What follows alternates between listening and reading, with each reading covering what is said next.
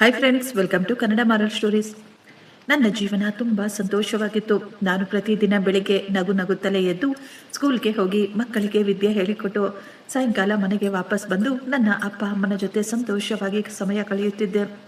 ನನಗನ್ನಿಸ್ತಾ ಇತ್ತು ನನ್ನ ಜೀವನ ಯಾವಾಗಲೂ ಇದೇ ರೀತಿ ಸಂತೋಷದಿಂದ ಇರುತ್ತೆ ಅಂತ. ನನಗೆ ಆ ಸಮಯದಲ್ಲಿ ಗೊತ್ತಿರಲಿಲ್ಲ, ನನ್ನ ಜೀವನದಲ್ಲಿ ಬರುವ ಆ ವ್ಯಕ್ತಿಯಿಂದ ನನ್ನ ಜೀವನ ಪೂರ್ತಿಯಾಗಿ ಬದಲಾಗಿ ಬಿಡುತ್ತೆ. ನನ್ನ ಸಂತೋಷವಾದ ಪ್ರಪಂಚ ಒಂದೇ ಕ್ಷಣದಲ್ಲಿ ತಲೆಕೆಳಗಾಗಿ ಬಿಡುತ್ತೆ ಅಂತ.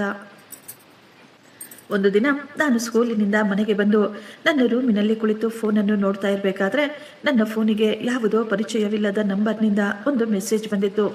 ಮೊದಲು ನಾನು ಇದರ ಬಗ್ಗೆ ಹೆಚ್ಚಾಗಿ ಗಮನ ಹರಿಸಲಿಲ್ಲ, ಯಾಕೆಂದರೆ ಗುರುತು ಪರಿಚಯ ಇಲ್ಲದವರ ಜೊತೆ ಮಾತನಾಡುವುದು ನನಗೆ ಸ್ವಲ್ಪ ಕೂಡ ಇಷ್ಟವಿರಲಿಲ್ಲ.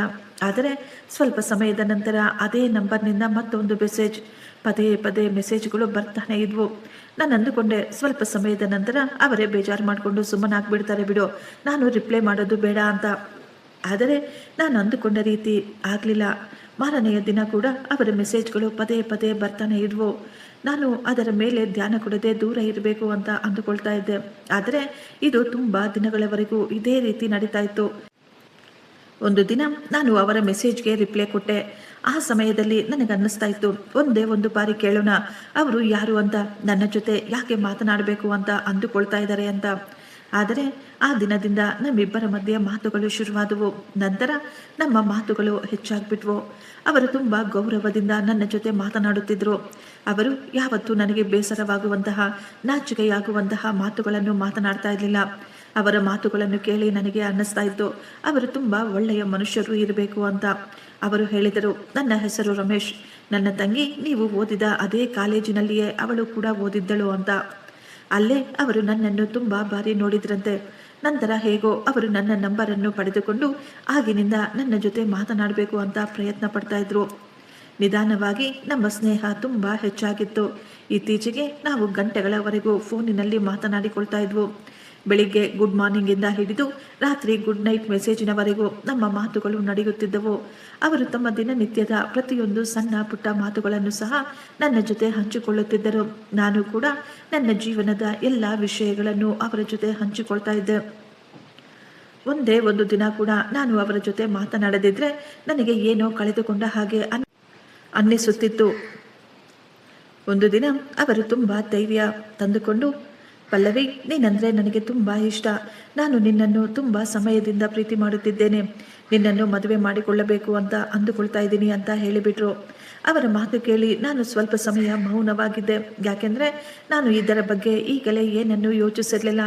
ನಾನು ಅವರಿಗೆ ಹೇಳಿದೆ, ನೀವು ಈ ವಿಷಯದ ಬಗ್ಗೆ ಸೀರಿಯಸ್ ಆಗಿದ್ದರೆ, ನಿಮ್ಮ ವಿಚಾರಗಳು ಸರಿಯಾಗಿದ್ದರೆ ನನ್ನ ಮನೆಗೆ ಸಂಬಂಧವನ್ನು ಕೇಳಲು ನಿನ್ನ ತಂದೆ ತಾಯಿಯನ್ನು ಕಳಿಸಿಕೊಡಿ. ನನ್ನ ತಂದೆ ತಾಯಿ ಈ ಸಂಬಂಧಕ್ಕೆ ಒಪ್ಪಿಕೊಂಡರೆ ನಾನು ಕೂಡ ಒಪ್ಪಿಕೊಳ್ತೇನೆ ಅಂತ ಹೇಳಿದೆ. ರಮೇಶ್ ನನ್ನ ಮಾತುಗಳನ್ನು ತುಂಬ ಗಮನವಿಟ್ಟು ಕೇಳಿ ಸರಿ ಅಂತ ಹೇಳಿದರು. ಕೆಲವೇ ದಿನಗಳಲ್ಲಿ ರಮೇಶ್ನ ಪರಿವಾರದವರು ನಮ್ಮ ಮನೆಗೆ ಸಂಬಂಧವನ್ನು ತೆಗೆದುಕೊಂಡು ಬರ್ತಿದ್ದರು. ನನ್ನ ತಂದೆ ತಾಯಿ ಅವರನ್ನು ತುಂಬ ಗೌರವದಿಂದ ಸ್ವಾಗತಿಸಿದರು. ಎರಡು ಪರಿವಾರ ಕುಳಿತುಕೊಂಡು ತುಂಬ ಸಮಯ ಮಾತನಾಡಿಕೊಂಡ್ರು. ನನ್ನ ತಂದೆ ತಾಯಿಗೆ ಈ ಸಂಬಂಧ ತುಂಬ ಇಷ್ಟವಾಗಿತ್ತು. ಅವರು ನನ್ನನ್ನು ಕೇಳಿದಾಗ ನಾನು ಕೂಡ ಸಂತೋಷದಿಂದಲೇ ಒಪ್ಪಿಕೊಂಡಿದ್ದೆ, ಯಾಕೆಂದರೆ ಆ ಸಮಯದಲ್ಲಿ ನನಗನ್ನಿಸ್ತಾ ಇತ್ತು, ರಮೇಶ್ ತುಂಬ ಒಳ್ಳೆಯವನು, ತುಂಬ ಬುದ್ಧಿವಂತ ಅಂತ. ಕೆಲವೇ ದಿನಗಳಲ್ಲಿ ಎಲ್ಲ ಸಂಪ್ರದಾಯದಂತೆ ನಮ್ಮ ಮದುವೆ ತುಂಬ ಚೆನ್ನಾಗಿ ನಡೆದಿತ್ತು. ನಮ್ಮ ಜೀವನದಲ್ಲಿ ನನ್ನ ಮದುವೆಯ ದಿನ ತುಂಬ ಸುಂದರವಾಗಿ ಯಾವಾಗಲೂ ನೆನಪಿರುವಂತಹ ತುಂಬ ಅದ್ಧೂರಿಯ ದಿನವಾಗಿತ್ತು. ಪೂರ್ತಿ ಮನೆ ಬಣ್ಣ ಬಣ್ಣಗಳ ದೀಪಗಳಿಂದ ಕಂಗೊಳಿಸುತ್ತಿತ್ತು. ಎಲ್ಲ ಸಂಬಂಧಿಕರು ಮನೆಗೆ ಬಂದು ಮದುವೆಯ ತಯಾರಿಗಳನ್ನು ನಡೆಸುತ್ತಿದ್ದರು. ನನ್ನ ಗೆಳತಿಯರು ನನ್ನನ್ನು ಮದುಮಗಳಾಗಿ ತಯಾರು ಮಾಡ್ತಾ ಇದ್ರು. ನನ್ನ ತಂದೆ ತಾಯಿ ಪದೇ ಪದೇ ನನ್ನನ್ನು ನೋಡಿ ಭಾವುಕರಾಗುತ್ತಿದ್ರು. ಎಲ್ಲರೂ ನಮ್ಮನ್ನು ನೋಡಿ ಪರ್ಫೆಕ್ಟ್ ಕಪಲ್ಸ್ ಅಂತ ಹೇಳ್ತಾ ಇದ್ರು. ಮದುವೆಯಾದ ನಂತರ ಮೊದಲು ಎಲ್ಲವೂ ತುಂಬ ಚೆನ್ನಾಗಿ ನಡೆಯುತ್ತಿತ್ತು. ಅತ್ತೆ ಮನೆಯವರು ನನ್ನ ಜೊತೆ ತುಂಬ ಪ್ರೀತಿಯಿಂದ ಮಾತನಾಡುತ್ತಿದ್ದರು. ಅತ್ತೆ ನನ್ನನ್ನು ಅವರ ಸ್ವಂತ ಮಗಳ ರೀತಿಯ ಪ್ರೀತಿಸುತ್ತಿದ್ರು. ರಮೇಶ್ ಕೂಡ ನನ್ನನ್ನು ತುಂಬ ಚೆನ್ನಾಗಿ ನೋಡಿಕೊಳ್ತಾ ಇದ್ದ. ನನಗನ್ನಿಸ್ತಾ ಇತ್ತು, ನನ್ನ ಜೀವನ ಮೊದಲಿನಂತೆ ತುಂಬ ಸುಂದರವಾಗಿ ಸಂತೋಷವಾಗಿದೆ ಅಂತ. ಮದುವೆಗಾಗಿ ಸ್ಕೂಲಿನಿಂದ ಕೇವಲ 10 ದಿನಗಳ ರಜೆಯನ್ನು ಮಾತ್ರ ತೆಗೆದುಕೊಂಡಿದ್ದೆ ಅಷ್ಟೇ. ಎಕ್ಸಾಮ್ಸ್ ತುಂಬ ಹತ್ತಿರದಲ್ಲಿತ್ತು. ಆದ್ದರಿಂದ ತುಂಬ ಹೆಚ್ಚಿನ ದಿನ ರಜೆ ತೆಗೆದುಕೊಳ್ಳುವುದು ಅಸಾಧ್ಯವಾಗಿತ್ತು. ಮದುವೆಯ ಕೆಲವೇ ದಿನಗಳ ನಂತರ ನಾನು ಪ್ರತಿದಿನ ಬೆಳಿಗ್ಗೆ ಬೇಗ ಎದ್ದು ರೆಡಿಯಾಗಿ ಅಡುಗೆ ಮನೆಯಲ್ಲಿ ಅತ್ತೆಗೆ ಸ್ವಲ್ಪ ಸಹಾಯ ಮಾಡಿ ಎಲ್ಲರಿಗೂ ಕಾಫಿ ರೆಡಿ ಮಾಡಿಕೊಟ್ಟು ನನ್ನಿಂದ ಎಷ್ಟು ಸಾಧ್ಯವೋ ಅಷ್ಟು ಕೆಲಸವನ್ನು ಮಾಡಿ ಸ್ಕೂಲಿಗೆ ಹೊರಟು ಹೋಗ್ತಾ ಇದ್ದೆ. ಶಾಲೆಯಲ್ಲೂ ಕೆಲಸವನ್ನು ಮುಗಿಸಿ ಸಾಯಂಕಾಲ ಮನೆಗೆ ಬಂದು ಮತ್ತೆ ಮನೆಯ ಕೆಲಸವನ್ನು ಮಾಡ್ತಾ ಇದ್ದೆ. ಈಗ ನನಗೆ ಎರಡೆರಡು ಜವಾಬ್ದಾರಿಗಳನ್ನು ನಿಭಾಯಿಸಬೇಕಾಗಿತ್ತು. ಆದರೆ ಈ ವಿಷಯದಿಂದ ನನಗೆ ಏನೂ ತೊಂದರೆ ಇರಲಿಲ್ಲ, ನನಗೇನೂ ಬೇಸರವಿರಲಿಲ್ಲ. ಯಾಕೆಂದರೆ ನನಗೆ ನನ್ನ ಕೆಲಸ ತುಂಬ ಇಷ್ಟವಾಗಿತ್ತು. ಒಂದು ದಿನ ಬೆಳಿಗ್ಗೆ ನಾನು ಸ್ಕೂಲಿಗೆ ಹೋಗಲು ರೆಡಿ ಆಗಬೇಕಾದ್ರೆ ಆಗಲೇ ಅತ್ತೆ ನನ್ನ ಬಳಿ ಬಂದು ಅವರು ಎಷ್ಟೋ ಪ್ರೀತಿಯಿಂದ ನನ್ನ ತಲೆಯ ಮೇಲೆ ಕೈಯನ್ನು ಇಟ್ಟು ಹೇಳಿದರು, ಮದುವೆಯಾಗಿ ಈಗ 1 ವಾರ ಕಳೀತಾ ಇದೆ. ನಮ್ಮ ಮನೆಯ ಸಂಪ್ರದಾಯದಂತೆ ನೀನು ಸಾಯಂಕಾಲ ಸ್ವಲ್ಪ ಬೇಗ ಮನೆಗೆ ಬಂದು ಏನನ್ನಾದರೂ ಸಿಹಿ ತಿಂಡಿಯನ್ನು ಮಾಡಬೇಕು. ನಾನು ಮುಗುಳ್ನಗುತ್ತಾ ಅತ್ತೆಗೆ ಹೇಳಿದೆ, ಆಯಿತು ಅತ್ತೆ, ಸ್ಕೂಲಿನಿಂದ ಬಂದ ತಕ್ಷಣ ನೀವು ಹೇಳಿದ ಕೆಲಸವನ್ನು ಮಾಡ್ತೀನಿ, ನೀವು ಚಿಂತೆ ಮಾಡಬೇಡಿ ಅಂತ. ನಾನು ಬೇಗ ಬೇಗ ರೆಡಿಯಾಗಿ ಸ್ಕೂಲಿಗೆ ಹೊರಟು ಹೋದೆ. ಪೂರ್ತಿ ದಿನ ಸ್ಕೂಲಲ್ಲಿಯೂ ನಾನು ಇದನ್ನೇ ಯೋಚಿಸ್ತಾ ಇದ್ದೆ. ಸಾಯಂಕಾಲ ಮನೆಗೆ ಹೋಗಿ ಇಷ್ಟಕ್ಕೂ ನಾನು ಏನು ರೆಡಿ ಮಾಡಬೇಕು, ಮನೆಯವರಿಗೆ ಇಷ್ಟವಾಗಲು ಅಂತ. ನನಗೆ ಅಡುಗೆ ಮಾಡುವುದು ಅಂದರೆ ತುಂಬ ಇಷ್ಟ. ಆದ್ದರಿಂದ ನಾನು ಯಾವ ಅಡುಗೆ ಮಾಡಬೇಕು ಅಂತ ತುಂಬ ಯೋಚಿಸುತ್ತಿದ್ದೆ. ನನ್ನ ಅತ್ತೆ ಮನೆಯಲ್ಲಿ ನನ್ನ ನಾದಿನಿ ಸುನೀತಾ ಕೂಡ ಇದ್ಲು. ಸುನೀತಾಗೆ ತುಂಬ ವರ್ಷಗಳ ಮೊದಲೇ ಮದುವೆ ಆಗೋಗಿತ್ತು. ಆದರೆ ಯಾಕೋ ಗೊತ್ತಿಲ್ಲ, ಅವಳು ತನ್ನ ಸಣ್ಣ ಮಗುವಿನೊಂದಿಗೆ ತನ್ನ ತವರು ಮನೆಯಲ್ಲಿಯೇ ಇದ್ಲು. ನಾನು ಯಾವತ್ತೂ ಅವಳ ಜೊತೆ ಈ ವಿಷಯದ ಬಗ್ಗೆ ಏನನ್ನೂ ಕೇಳಲಿಲ್ಲ. ಯಾಕೆಂದರೆ ನನಗನ್ನಿಸ್ತಾ ಇತ್ತು ಎಲ್ಲರಿಗೂ ಅವರ ಕೆಲವೊಂದು ಪರ್ಸನಲ್ ವಿಷಯಗಳು ಇರ್ತವೆ ಅಂತ. ಸುಮ್ಮನೆ ಬೇರೆಯವರ ಜೀವನದಲ್ಲಿ ತಲೆ ಹಾಕುವುದು ಒಳ್ಳೆಯದಲ್ಲ ಅಂತ ನಾನು ಅಂದುಕೊಂಡಿದ್ದೆ. ಸುನೀತಾ ಮೊದಲಿನಿಂದಲೂ ನನ್ನ ಜೊತೆ ತುಂಬ ಚೆನ್ನಾಗಿಯೇ ನಡೆದುಕೊಳ್ತಾ ಇದ್ಲು. ನಾನು ಏನಾದರೂ ಕೆಲಸ ಮಾಡಬೇಕಾದ್ರೆ ಸುನೀತಾ ಯಾವಾಗಲೂ ನನಗೆ ಸಹಾಯ ಮಾಡುತ್ತಾ, ನನ್ನನ್ನು ಹೊಗಳುತ್ತಾ, ನನ್ನ ಜೊತೆ ತುಂಬ ಸಮಯ ಮಾತನಾಡುತ್ತಾ, ಅತ್ತಿಗೆ ನೀವು ನಮ್ಮ ಮನೆಗೆ ಬಂದ ಮೇಲೆ ನಮ್ಮ ಮನೆಯಲ್ಲಿ ಎಷ್ಟೊಂದು ಕಳೆ ಬಂದುಬಿಟ್ಟಿದೆ ಅಂತ ಹೇಳ್ತಾ ಇದ್ಲು. ಅವಳ ಮಾತು ಕೇಳಿ ನನಗೆ ತುಂಬ ಸಂತೋಷವಾಗ್ತಾ ಇತ್ತು. ಅವಳ ಸಣ್ಣ ಮಗು ಕೂಡ ನನ್ನ ಜೊತೆ ಆಟವಾಡುತ್ತಿದ್ದ. ಆ ಸಮಯದಲ್ಲಿ ನನಗೆ ಅನ್ನಿಸ್ತಾ ಇತ್ತು, ನನಗೆ ತುಂಬ ಒಳ್ಳೆಯ ಪರಿವಾರ ಸಿಕ್ಕಿದೆ, ಇಲ್ಲಿ ಎಲ್ಲರೂ ನನ್ನನ್ನು ತುಂಬ ಪ್ರೀತಿಸುತ್ತಾರೆ. ನಾನು ಈಗ ಪೂರ್ತಿಯಾಗಿ ಆ ಪರಿವಾರದ ಜೊತೆ ಬೆರೆತು ಹೋಗಿದ್ದೆ. ನಾನು ತುಂಬ ಸಂತೋಷವಾಗಿದ್ದೆ. ತಂದೆ ತಾಯಿಯ ಮನೆ ಬಿಟ್ಟ ನಂತರ ನನಗೆ ಒಂದು ಒಳ್ಳೆಯ ಪರಿವಾರ ಸಿಕ್ಕಿದೆ ಅಂತ. ಇವರೆಲ್ಲರನ್ನು ನಾನು ನನ್ನವರು ಅಂತ ಅಂದುಕೊಂಡಿದ್ದೆ. ದಿನಗಳು ತುಂಬ ಸುಂದರವಾಗಿ ಕಳೆಯುತ್ತಿದ್ದವು. ಪ್ರತಿದಿನ ನಾನು ಎಲ್ಲ ಕೆಲಸಗಳನ್ನು ನಿಷ್ಠೆಯಿಂದ ಮಾಡ್ತಾ ಇದ್ದೆ. ಈ ಮನೆಯವರೆಲ್ಲರೂ ಹೊರಗಿನಿಂದ ನೋಡಲು ತುಂಬ ಒಳ್ಳೆಯವರ ರೀತಿಯ ಕಾಣಿಸ್ತಾ ಇದ್ರು. ಆದ್ದರಿಂದಲೇ ನನಗೆ ಇವರ ಮೇಲೆ ಯಾವತ್ತೂ ಯಾವುದೇ ರೀತಿಯ ಅನುಮಾನ ಬರಲಿಲ್ಲ. ದೇವರು ನಿಜವಾಗಿಯೂ ನನಗೆ ಒಳ್ಳೆಯ ಪರಿವಾರವನ್ನು ಕೊಟ್ಟಿದ್ದಾರೆ ಅಂತ ನಾನು ಆ ದೇವರಿಗೆ ಕೋಟಿ ಕೋಟಿ ಧನ್ಯವಾದಗಳು ಹೇಳ್ತಾ ಇದ್ದೆ. ಇದೇ ರೀತಿ 1 ತಿಂಗಳು ಯಾವಾಗ ಕಳೆದು ಹೋಯಿತೋ ನನಗೆ ಗೊತ್ತಾಗಲೇ ಇಲ್ಲ. ಈ ದಿನ 1ನೆಯ ತಾರೀಕು, ನನಗೆ ಸಂಬಳ ಬರುವ ದಿನ. ಸ್ಕೂಲ್ ಮುಗಿಸಿಕೊಂಡು ನಾನು ಮನೆಗೆ ಬಂದಾಗ ನನ್ನ ಫೋನಿಗೆ ಬ್ಯಾಂಕಿನ ಮೆಸೇಜ್ ಕೂಡ ಬಂದಿತ್ತು. ನನ್ನ ಸ್ಯಾಲರಿ ನನ್ನ ಅಕೌಂಟಿಗೆ ಬಂದು ಬಿಟ್ಟಿತ್ತು. ನಾನು ನನ್ನ ಮನಸ್ಸಿನಲ್ಲೇ ಅಂದ್ಕೊಳ್ತಾ ಇದ್ದೆ, ಈ ಬಾರಿ ಸ್ವಲ್ಪ ದುಡ್ಡನ್ನು ಬ್ಯಾಂಕ್ ಅಕೌಂಟಿನಲ್ಲಿ ಇಟ್ಟುಕೊಂಡು ಉಳಿದ ದುಡ್ಡಿನಲ್ಲಿ ಎಲ್ಲರಿಗೂ ಹೆಲ್ತ್ ಇನ್ಸೂರೆನ್ಸ್ ಮಾಡಿಸಿಕೊಳ್ಳಬೇಕು ಮತ್ತು ನನಗಾಗಿ ಏನಾದರೂ ತೆಗೆದುಕೊಳ್ಳೋಣ ಅಂತ. ಆಗಲೇ ನನ್ನ ದೊಡ್ಡ ನಾದಿನಿ ಸುನೀತಾ ನನ್ನ ರೂಮಿಗೆ ಬಂದಳು. ಅವಳ ಕಣ್ಣುಗಳಲ್ಲಿ ನೀರು ತುಂಬಿಕೊಂಡಿತ್ತು. ಅವಳ ಮುಖದಲ್ಲಿ ಎಷ್ಟೊಂದು ದುಃಖ ಕಾಣಿಸ್ತಾ ಇತ್ತು. ಆಕೆಯನ್ನು ಆ ಸ್ಥಿತಿಯಲ್ಲಿ ನೋಡಿ ನನಗೆ ತುಂಬ ಗಾಬರಿಯಾಗಿ ಕೇಳಿದೆ, ಅಕ್ಕ, ಏನಾಯಿತು ನಿಮಗೆ? ನೀವು ಯಾಕೆ ಇಷ್ಟೊಂದು ಚಿಂತೆಯಲ್ಲಿದ್ದೀರಾ? ಯಾಕೆ ಕಣ್ಣೀರು ಹಾಕ್ತಾ ಇದ್ದೀರಾ ಅಂತ. ಅವಳು ನನ್ನ ಪಕ್ಕದಲ್ಲಿ ಕುಳಿತುಕೊಂಡು ಅಳುತ್ತಾ, ಅತ್ತಿಗೆ, ಮಗುವಿಗೆ ತುಂಬ ಹುಷಾರಿಲ್ಲ. ತುಂಬ ದಿನದಿಂದ ಅವನಿಗೆ ಆರೋಗ್ಯ ಸರಿಯಿಲ್ಲ. ಡಾಕ್ಟರ್ ಕೆಲವೊಂದು ಟೆಸ್ಟುಗಳನ್ನು ಬರೆದಿದ್ದಾರೆ. ಔಷಧಿಗಳು ಕೂಡ ತುಂಬ ದುಬಾರಿಯಾಗಿದ್ದಾವೆ. ನಾನು ರಮೇಶ್ ಬಳಿ ಕೂಡ ದುಡ್ಡನ್ನು ಕೇಳಿದೆ. ಆದರೆ ಅವನಿಗೆ ಇನ್ನೂ ಸಂಬಳ ಬರಲು ತುಂಬ ದಿನ ಬಾಕಿ ಇದೆ ಅಂತೆ. ಮನೆಯಲ್ಲಿ ಈಗ ತಾನೇ ಮದುವೆಯಾಗಿ ಎಷ್ಟೊಂದು ಖರ್ಚುಗಳು ಬೇರೆ ಆಗಿಬಿಟ್ಟಿದ್ದಾವೆ. ಈ ಸಮಯದಲ್ಲಿ ಮನೆಯಲ್ಲಿ ಯಾರ ಬಳಿಯೂ ದುಡ್ಡಿಲ್ಲ. ನನಗೆ ಏನು ಮಾಡಬೇಕು ಅಂತಾನೆ ಅರ್ಥ ಆಗ್ತಾ ಇಲ್ಲ.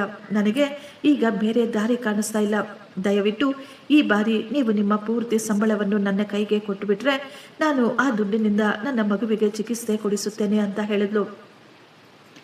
ಅವಳ ಮಾತು ಕೇಳಿ ನನ್ನ ಮನಸ್ಸು ಕರಗಿಬಿಟ್ಟಿತ್ತು. ನಾನು ಮಕ್ಕಳ ಟೀಚರ್ ಆಗಿದ್ದೆ. ನನಗೆ ಮಕ್ಕಳು ಅಂದರೆ ತುಂಬ ಪ್ರೀತಿ. ನಾನು ಒಂದೇ 1 ನಿಮಿಷ ಕೂಡ ಯೋಚಿಸಿದೆ. ನನ್ನ ಪೂರ್ತಿ ಸಂಬಳವನ್ನು ನನ್ನ ನಾದಿನಿಯ ಅಕೌಂಟ್ಗೆ ಟ್ರಾನ್ಸ್ಫರ್ ಮಾಡಿಬಿಟ್ಟೆ. ಸುನೀತಾ ನನ್ನ ಕೈಯನ್ನು ಹಿಡಿದುಕೊಂಡು ಹೇಳಿದ್ಲು, ಅತ್ತಿಗೆ, ಈ ದಿನ ನೀವು ನನ್ನ ತುಂಬ ದೊಡ್ಡ ಕಷ್ಟವನ್ನು ದೂರ ಮಾಡಿಬಿಟ್ಟಿದ್ದೀರಾ. ನಿಮ್ಮ ಈ ಉಪಕಾರವನ್ನು ನಾನು ಯಾವತ್ತೂ ಮರೆಯೋದಿಲ್ಲ ಅಂತ. ಅವಳ ಮುಖದ ಮೇಲಿದ್ದ ಸಂತೋಷವನ್ನು ನೋಡಿ ನನಗೂ ಕೂಡ ತುಂಬ ಸಂತೋಷವಾಯಿತು. ನಾನು ಅಂದುಕೊಳ್ತಾ ಇದ್ದೆ, ನನ್ನ ದುಡ್ಡಿನಿಂದ ಒಂದು ಮಗುವಿನ ಆರೋಗ್ಯ ಚೆನ್ನಾಗಿದ್ದರೆ ಇದಕ್ಕಿಂತಲೂ ಒಳ್ಳೆಯ ವಿಷಯ ಇನ್ನೊಂದು ಯಾವುದು ತಾನೇ ಇರಲು ಸಾಧ್ಯ ಅಂತ. ಸುನೀತಾ ಎಷ್ಟೋ ಸಂತೋಷವಾಗಿ ಅಲ್ಲಿಂದ ಹೊರಟು ಹೋದಳು. ನಾನು ಕೂಡ ಈ ವಿಷಯವನ್ನು ಅಲ್ಲೇ ಮರೆತು ಹೋದೆ. ನನಗೆ ಆ ಸಮಯದಲ್ಲಿ ಗೊತ್ತಾಗಲಿಲ್ಲ, ಇದು ಕೇವಲ ಆರಂಭ ಮಾತ್ರ ಅಂತ. ದಿನಗಳು ನಿಧಾನವಾಗಿ ಕಳೆಯುತ್ತಿದ್ವು. ನನ್ನ ಅತ್ತೆ ಮೊದಲಿನಂತೆ ನನ್ನನ್ನು ತುಂಬ ಚೆನ್ನಾಗಿ ನೋಡಿಕೊಳ್ತಾ ಇದ್ರು. ಅವರು ನನ್ನಿಂದ ತುಂಬ ಹೆಚ್ಚಿನ ಕೆಲಸವನ್ನು ಸಹ ಮಾಡಿಸುತ್ತಿರಲಿಲ್ಲ. ನಾನು ಸ್ಕೂಲಿನಿಂದ ಸುಸ್ತಾಗಿ ಮನೆಗೆ ಬಂದರೆ ಅತ್ತೆ ಹೇಳ್ತಾ ಇದ್ರು, ಮಗಳೇ, ನೀನು ಸ್ವಲ್ಪ ಸಮಯ ಹೋಗಿ ವಿಶ್ರಾಂತಿ ಮಾಡು, ನಂತರ ನಿಧಾನವಾಗಿ ಕೆಲಸ ಮಾಡು, ಪರವಾಗಿಲ್ಲ ಅಂತ. ನನ್ನ ಚಿಕ್ಕ ನಾದಿನಿ ಕೂಡ ನನ್ನ ಜೊತೆ ತುಂಬ ಪ್ರೀತಿಯಿಂದನೇ ಇರ್ತಾ ಇದ್ಲು. ಅವಳು ಯಾವಾಗಲೂ ನನ್ನ ಜೊತೆ ನಗು ನಗುತ್ತಲೇ ಮಾತನಾಡ್ತಾ ಇದ್ಲು. ರಮೇಶ್ ಕೂಡ ನನ್ನನ್ನು ತುಂಬ ಕೇರ್ ಮಾಡುತ್ತಾ ನನ್ನ ಜೊತೆ ಪ್ರೀತಿಯಿಂದ ಮಾತನಾಡ್ತಾ ಇದ್ದ. ನನಗೆ ಅನ್ನಿಸುತ್ತಿತ್ತು ನಾನು ತುಂಬ ಅದೃಷ್ಟವಂತೆ ಅಂತ. ಹೀಗೆ ನೋಡುತ್ತಾ 2 ತಿಂಗಳು ಕಳೆದು ಹೋದವು. ಈ ದಿನ ಮತ್ತೆ ನನ್ನ ಸಂಬಳ ಬರುವ ದಿನ. ನಾನು ಅಂದುಕೊಳ್ತಾ ಇದ್ದೆ, ಈ ಬಾರಿ ಸಂಬಳ ಬಂದರೆ ನಾನು ನನಗೆ ಬೇಕಾದ ಮುಖ್ಯವಾದ ವಸ್ತುಗಳನ್ನು ಕೊಂಡುಕೊಳ್ಳಲೇಬೇಕು ಅಂತ. ಕೇವಲ ಸ್ವಲ್ಪ ಸಮಯದಲ್ಲೇ ನನ್ನ ದೊಡ್ಡ ನಾದಿನಿ ಸುನೀತಾ ನನ್ನ ರೂಮಿಗೆ ಬಂದರು. ಈ ಬಾರಿ ಕೂಡ ಅವರ ಮುಖದ ಮೇಲೆ ಅದೇ ದುಃಖ ಕಾಣಿಸ್ತಾ ಇತ್ತು. ಅವರು ರೂಮಿಗೆ ಬಂದ ತಕ್ಷಣ ಕೇಳಿದ್ರು, ಅತ್ತಿಗೆ, ನಾನು ತುಂಬ ಟೆನ್ಷನ್ನಲ್ಲಿದ್ದೇನೆ. ನನ್ನ ಮಗುವಿಗೆ ತುಂಬ ತಿಂಗಳಿನಿಂದ ಸ್ಕೂಲ್ ಫೀಸೇ ಕಟ್ಟಿಲ್ಲ. ಈ ಬಾರಿ ಏನಾದರೂ ಸ್ಕೂಲ್ ಫೀಸ್ ಕಟ್ಟಲಿಲ್ಲ ಅಂದರೆ ಸ್ಕೂಲಿನವರು ಮಗುವನ್ನು ಸ್ಕೂಲಿನಿಂದ ಹೊರಗೆ ಹಾಕಿಬಿಡ್ತಾರೆ.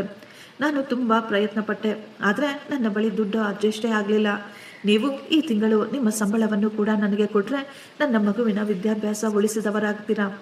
ಅವಳ ಮಾತು ಕೇಳಿ ನಾನು ಸ್ವಲ್ಪ ಸಮಯ ಸುಮ್ಮನೆ ಇದ್ದೆ. ನನಗನ್ನಿಸ್ತಾ ಇತ್ತು, ಮೊದಲ ಬಾರಿ ಕೂಡ ಇವರು ಇದೇ ರೀತಿ ಹೇಳಿ ನನ್ನ ಪೂರ್ತಿ ಸಂಬಳ ತೆಗೆದುಕೊಂಡು ಹೋದರು. ಈ ಬಾರಿ ಕೂಡ ನಾನು ನನ್ನ ಪೂರ್ತಿ ಸಂಬಳ ಇವರ ಕೈಗೆ ಕೊಟ್ಟುಬಿಟ್ರೆ ನನ್ನ ಖರ್ಚುಗಳನ್ನು ನಾನು ಹೇಗೆ ನಿಭಾಯಿಸಬೇಕು ಅಂತ ನನಗೂ ಕೂಡ ನನ್ನ ಕೆಲವೊಂದು ಮುಖ್ಯವಾದ ವಸ್ತುಗಳನ್ನು ಕೊಂಡುಕೊಳ್ಳಬೇಕಾಗಿತ್ತು. ನಾನು ಸ್ವಲ್ಪ ಸಮಯ ಯೋಚಿಸ್ತಾ ಇದ್ದೆ. ಇಲ್ಲ ಅಂತ ಹೇಳುವಂತ ನನ್ನ ಮನಸ್ಸು ಹೇಳ್ತಾ ಇತ್ತು. ಆದರೆ ಮುಂದಿನ ಕ್ಷಣವೇ ನನಗೆ ಆ ಮಗುವಿನ ಅಮಾಯಕ ಮುಖ ಕಣ್ಣ ಮುಂದೆ ಕಾಣಿಸ್ತಾ ಇತ್ತು. ನಾನು ಅಂದುಕೊಂಡೆ, ನಾನು ಒಬ್ಬ ಸ್ಕೂಲ್ ಟೀಚರ್ ಆಗಿ ಒಂದು ಮಗುವಿನ ವಿದ್ಯಾಭ್ಯಾಸವನ್ನು ಹೇಗೆ ತಾನೇ ಹಾಳಾಗಲು ಬಿಡುವುದು. ನಾನು ಮತ್ತೆ ನನ್ನ ಪೂರ್ತಿ ಸಂಬಳವನ್ನು ನಗುತ್ತಲೇ ನನ್ನ ನಾದಿನಿಯ ಅಕೌಂಟ್ಗೆ ಟ್ರಾನ್ಸ್ಫರ್ ಮಾಡಿಬಿಟ್ಟೆ. ಅವಳು ನನಗೆ ಧನ್ಯವಾದಗಳನ್ನು ಹೇಳಿ ಅಲ್ಲಿಂದ ಹೊರಟು ಹೋದಳು. ನಾನು ಆ ಸಮಯದಲ್ಲಿ ಅಂದುಕೊಳ್ತಾ ಇದ್ದೆ, ಅವಳು ನಿಜವಾಗಿಯೂ ಕಷ್ಟದಲ್ಲಿದ್ದಾಳೆ. ತನ್ನ ಮಗುವಿನ ಆರೋಗ್ಯ ಮತ್ತು ವಿದ್ಯಾಭ್ಯಾಸಕ್ಕಾಗಿ ನನ್ನಿಂದ ದುಡ್ಡು ತೆಗೆದುಕೊಳ್ತಾ ಇದ್ದಾಳೆ ಅಂತ. ಆ ಸಮಯದಲ್ಲಿ ನನಗೆ ಗೊತ್ತಾಗಲಿಲ್ಲ, ಅವಳು ಪ್ರತಿ ಬಾರಿ ಏನೋ ಒಂದು ಹೇಳಿ ನನ್ನ ಪೂರ್ತಿ ಸಂಬಳ ತೆಗೆದುಕೊಂಡು ಅವರಿಗೆ ಬೇಕಾದ ಇಚ್ಛೆಗಳನ್ನು ಪೂರ್ತಿ ಮಾಡಿಕೊಳ್ತಾ ಇದ್ಲು ಅಂತ. ಹೊಸ ಬಟ್ಟೆಗಳು, ಒಡವೆಗಳು, ಬ್ರ್ಯಾಂಡೆಡ್ ಚಪ್ಪಲಿಗಳನ್ನು, ಕೆಲವೊಮ್ಮೆ ತನ್ನ ಗೆಳತಿಯರ ಜೊತೆ ಕೂಡ ಸುತ್ತಾಡಲು ಹೊರಗೆ ಹೊರಟು ಹೋಗ್ತಾ ಇದ್ಲು. ಮಗುವಿನ ಆರೋಗ್ಯ ಮತ್ತು ಫೀಸಿನ ವಿಷಯ ಕೇವಲ ನಾಟಕವಾಗಿತ್ತು ಅಂತ. ನಾನು ಏನು ಯೋಚಿಸದೆ ನನ್ನ ಪೂರ್ತಿ ಸಂಪಾದನೆಯನ್ನು ಅವಳ ಕೈಗೆ ಕೊಟ್ಟು ಬಿಡಬೇಕು ಅಂತ ಅವಳು ಅಂದುಕೊಂಡಿದ್ಲು. ಆದರೆ ಆ ಸಮಯದಲ್ಲಿ ನನಗೆ ಅವಳ ಈ ವಿಷಯಗಳು ಏನೂ ಗೊತ್ತಿರಲಿಲ್ಲ. ನಾನು ಅವಳನ್ನು ನನ್ನ ಅಕ್ಕ ಅಂತಾನೆ ಅವಳ ಮಾತನ್ನು ನಂಬುತ್ತಿದ್ದೆ. ಒಂದು ದಿನ ರಮೇಶ್ ಹೇಳಿದ್ರು, ಈ ದಿನ ನನಗೆ ರಜೆ ಇದೆ, ನಾನು ನಿನ್ನನ್ನು ಎಲ್ಲಾದರೂ ಹೊರಗೆ ಕರ್ಕೊಂಡು ಹೋಗ್ತೀನಿ, ಇಬ್ಬರು ಹೊರಗೆ ಹೋಗಿ ಹಾಯಾಗಿ ಸುತ್ತಾಡಿಕೊಂಡು ಬರೋಣ ಅಂತ. ಅವರ ಮಾತು ಕೇಳಿ ನಾನು ತುಂಬ ಸಂತೋಷಪಟ್ಟಿದ್ದೆ. ಯಾಕೆಂದರೆ ಮದುವೆಯಾದ ನಂತರ ನಾವಿಬ್ಬರು ಎಲ್ಲೂ ಹೊರಗೆ ಸುತ್ತಾಡಲು ಹೋಗೇ ಇರಲಿಲ್ಲ. ನಾನು ಬೇಗ ರೆಡಿಯಾದೆ. ನಾವಿಬ್ಬರು ಹೊರಗೆ ಹೋದೆವು. ಮೊದಲು ನಾವಿಬ್ಬರು ಸ್ವಲ್ಪ ಸಮಯ ಸುತ್ತಾಡಿಕೊಂಡು ನಂತರ ಬಟ್ಟೆಯ ಅಂಗಡಿಗಳಿಗೆ ಹೋದೆವು. ಅಲ್ಲಿ ಬಟ್ಟೆಗಳನ್ನೆಲ್ಲ ನೋಡಿದ ನಂತರ ನಾವು ಒಂದು ದೊಡ್ಡ ಮಾಲ್ಗೆ ಸಹ ಹೋಗಿದ್ದೆವು. ಅಲ್ಲಿ ಸುತ್ತಾಡುತ್ತಾ ಇರಬೇಕಾದ್ರೆ ನಮಗೆ ಒಂದು ದೊಡ್ಡ ಒಡವೆಗಳ ಶೋರೂಮ್ ಕಾಣಿಸ್ತು.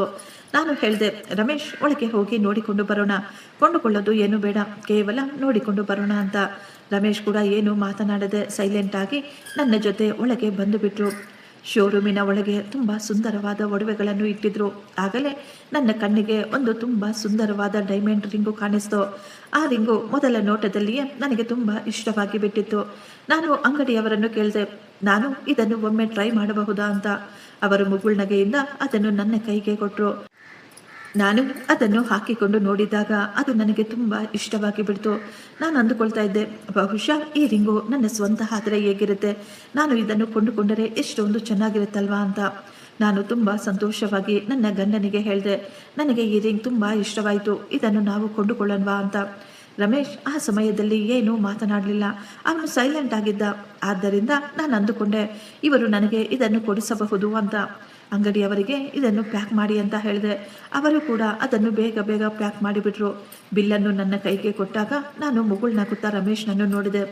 ಅವರು ದುಡ್ಡು ಕಟ್ಟಬೇಕು ಅಂತ. ಆದರೆ ಮರುಕ್ಷಣವೇ ರಮೇಶ್ ತುಂಬ ಆರಾಮವಾಗಿ ಹೇಳಿಬಿಟ್ಟ, ನನ್ನ ಬಳಿ ದುಡ್ಡಿಲ್ಲ, ನಿನ್ನ ಬಳಿ ಇರುವ ದುಡ್ಡಿನಿಂದ ನೀನು ಕೊಂಡ್ಕೋ. ಅವನ ಮಾತು ಕೇಳಿ ಶಾಕ್ನಿಂದ ಸ್ವಲ್ಪ ಸಮಯ ನಾನು ಅವರನ್ನೇ ನೋಡ್ತಾ ಇದ್ದೆ.